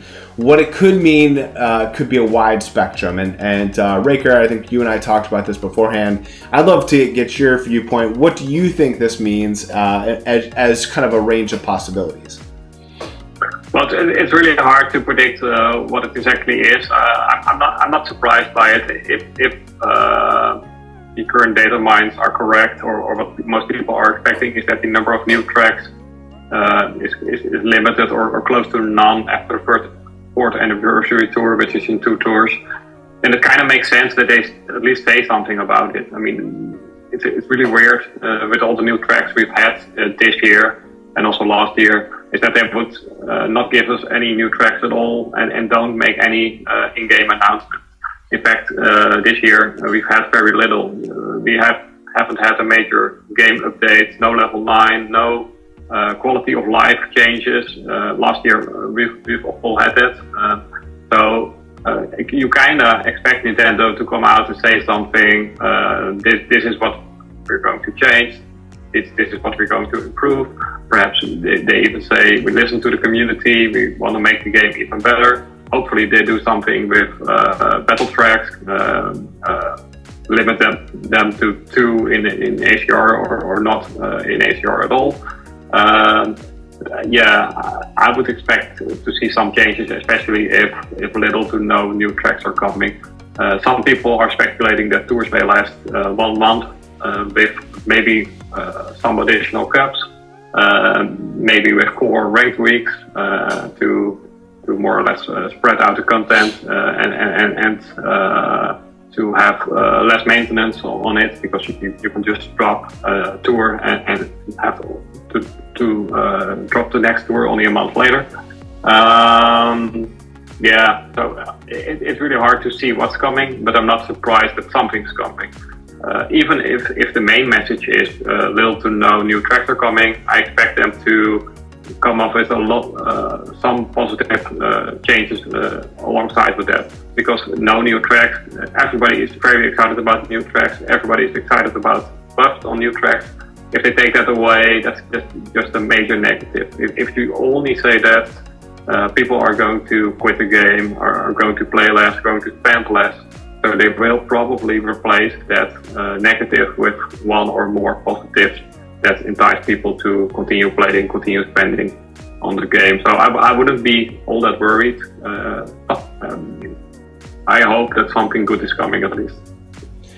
Yeah, and this is why we held an emergency meeting for Kart Talk last tour, which ended up being the most watched Kart Talk of the year. So definitely highly recommend going back and watching that. We had Sammy D, Antilev, Koopa V, Matt Ulrich all join us and have an open discussion about what we thought this could be, because we kind of knew this was coming as to what Raker just said. It makes sense to have this kind of come at the same time as the anniversary. I think what I'm reading from it is the word scheduled tours. And I do think that if they did not come out with new tracks, I think the best way to kind of, you know, not the best way for us, but I think one way that they could introduce that is by kind of making the schedule of the tours differently. You kind of alluded to it, maybe lasting a month, and there being, you know, 4 ranked cups in, like, and maybe instead of, you know, 45 tracks, there's more tracks than 45. It could definitely change All Cup ranking if that's how it happens. But I do think, I agree with you, something new needs to be introduced. We kind of talked a lot about this on the Kart Talk episode. It needs to be something from left field. It needs to be something brand new introduced. It can't be level 9, can't be more tiers, tier 110. It's got to be something new. It's got to be like a new ticket, new investment strategy. You know, we kind of talked about blue tickets or whatever. I've talked a lot about, you know, being able to do something for a limited period of time. So maybe one ticket changes something for a tour, or for 24 hours or 48 hours or something like that. Could be, you know, giving it the base points of a meet for, you know, for 24 hours or 48 hours. Something to that extent. It's got to be something brand new that and it's got to be a limited resource that we're really excited about investing. I think what's the lifeblood of this game, in addition to frenzies, is just the investment aspect of it. And so if they can kind of spice that up by having a limited you know, ticket that you can put on something, and we're all putting it on our favorite items, that could get us researched into the community. So the way I see it is this does not mean that the end of the game. Certainly this game is going to be going on for, you know, at least another year or two for sure, potentially, you know, 3, 4, or 5. But I do think that the way that maybe the expectations for content and mainly around, you know, how they come out with the tours could be adjusted. But again, a lot to be read between the lines here. I'm just kind of taking it away from the, you know, scheduled tours. But, you know, who knows? Maybe this is introduced tomorrow, maybe even before this episode airs. So I don't think we'll have to wait quite so long before we understand what the future of this game will be going into the anniversary. So with that being said, that concludes the episode. Thank you so much for watching this, the 2 hours together. I still can't believe we do this every tour for 2 hours. Please, if you can, leave a like, and more importantly, leave a comment. Just let us know what you thought about this format. Again, it's a city tour, so we try to spice things up a lot. But overall, we had a couple good winners that we were able to draw attention to. So until the next episode of Kart Talk, may the frenzy luck be with you. See you guys. Thanks, Raker. See you.